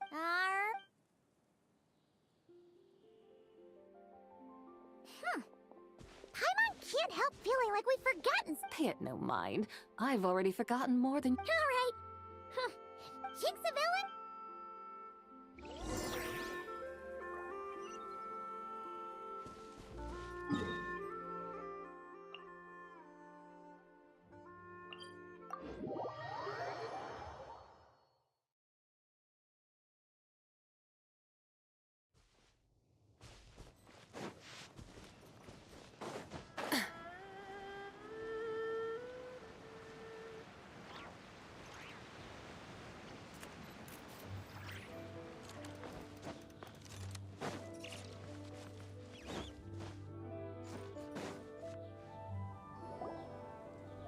We should plant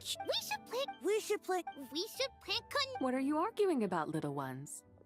We're deciding what to plant in our feet. Yeah, we should plant cucumbers, right?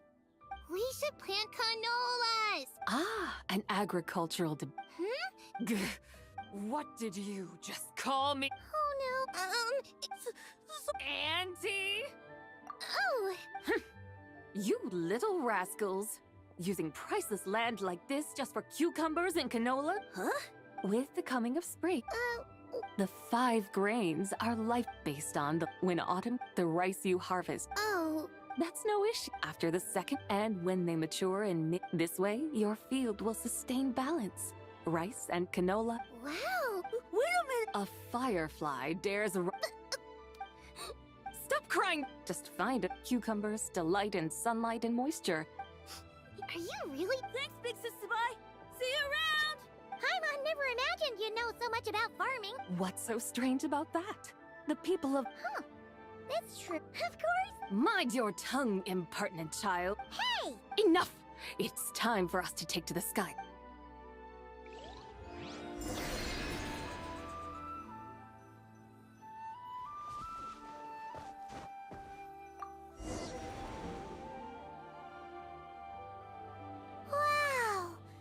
Terraces look so pretty from up here.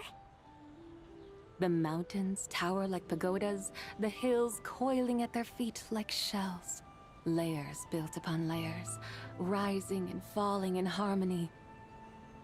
A truly unique and mesmerizing sight. Thinking about it, you have a special connection to this place, you know.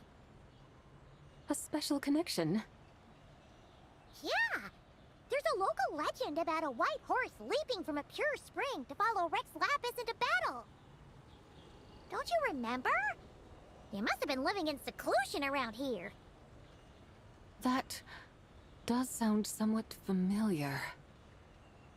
Oh, and if we keep going up this way, we'll reach a super-duper spooky spot. You might have a connection to that place, too. There's an ancient array that seals away the remains of a fallen god. A god's remains? Yeah! The people Liyue turned that story into an opera called The Sanctification of Tao Do. Does that ring any bells? Tao Do. Huh. The 7 and 8 gates array. That's right, that's right! You do remember! Bune, the god of the underworld, who could pacify the forces of life and death. Huh? So, Tao Do had another name? Let's go take a look.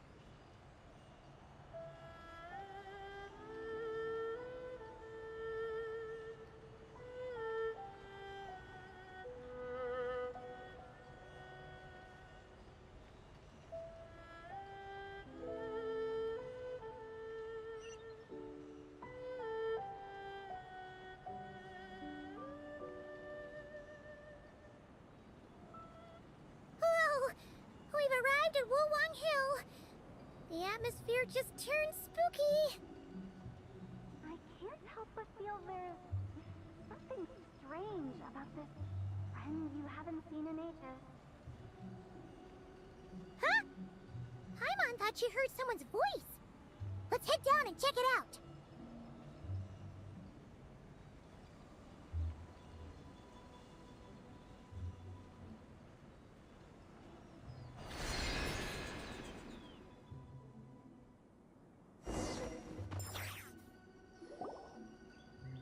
can't help Strain. her strength. I'm Aren't you worried? where there are. Now I. She can ask. And then. She will meet the further. Ah, so you want her to make new friends? I see. But from what I believe she was not. you're sounding. Huh. Oh, hotel traveler. Paimon sounds like.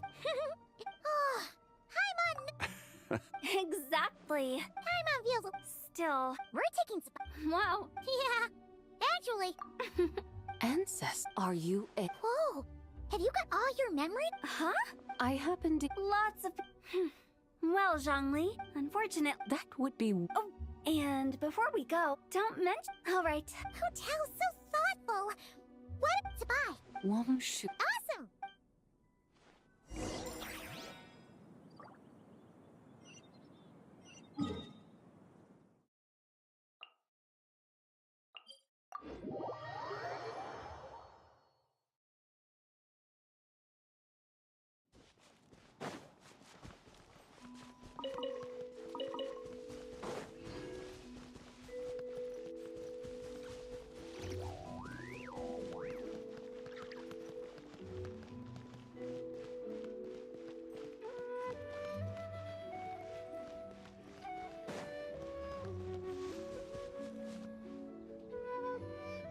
Is that towering structure Wongshu Inn? Sure is. We can take the lift up from over there. Come on, get...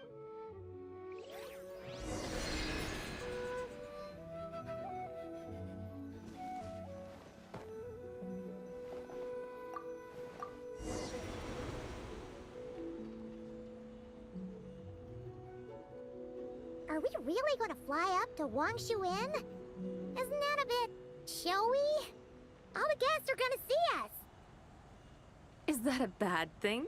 To be able to witness an Adeptus. This will surely add to the inn's appeal, not to mention the room prices. The owner will thank us.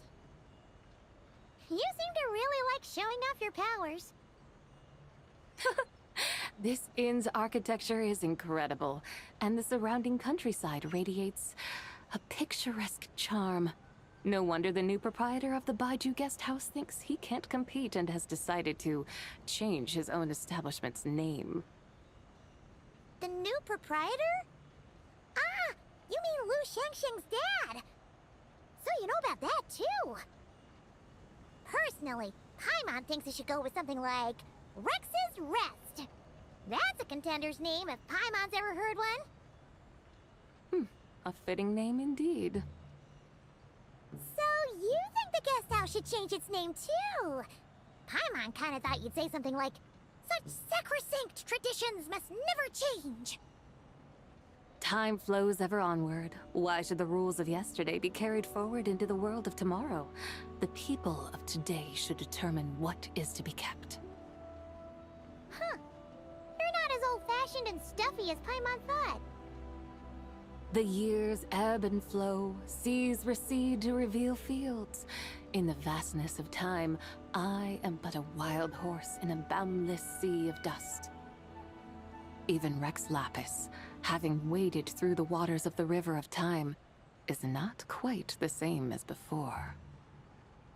Zhongli, what was he like before? That is another story for another time.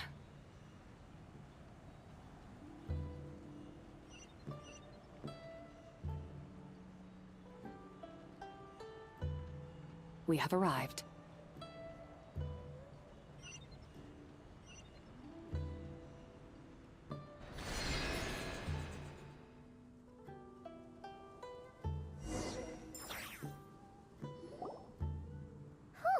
This is the first time Paimon's ever flown up to Wangshu Inn on a chariot. Everything's so different when you're up high. Wangshu. Like moon lanterns and shao lanterns. Might it all be a coincidence? What's a coincidence? Do you not know what Wangshu means? Wangshu can refer to the moon, but its original meaning... The goddess who rides the bright moon's chariot. And you? Ciao! Not at all. I was starting. No need. I'm not one to do good from the. Then you must be Nay. cosplaying. What's that? Ugh, ignore her nonsense. She's Xiao. Did Zhongli say anything about her being a teen? Mental instability, perhaps? Did Zhongli tell you that? No, this is my... Oh, there's a hot-tempered pyro slime, a math-obsessed hydro slime, and a mischievous little animal, but don't tell her Paimon said that. You white-haired rascal! Uh-oh! We're in for it now! Oh, yes, yes, yes!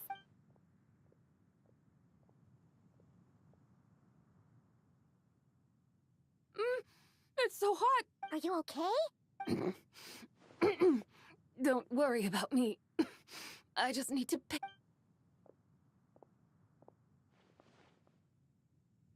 So, Zhongli said we should wait and she'll get better on her own. is that why... Paimon thinks that. But... Paimon, the act of severing the three deadly selves is a means of exercising wicked desire. Oh... It includes... The half that's... Conqueror. You are an old friend of his. But conqueror of... In days of yore, he was... Huh? Hey! What? An answer that... Which is? In the distant past... Oh! Among the... I suddenly... Is that it? Yes! That sounds... Wow! It might not have been the story Paimon was... The spring, my dutiful... There's no need for such grand words. What's that? Hey! It's that broken jade token from the antiques exhibition! Indeed. Oh. This is the way. Then, what about for... I could try. Ooh! What sort of trick? It's just a passing thought, one that will require... Now that we've had our fill, we should get some rest.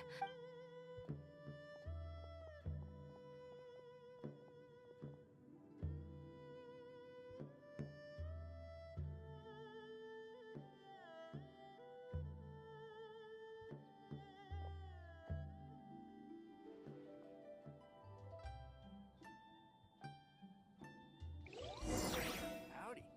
Please, head straight on in.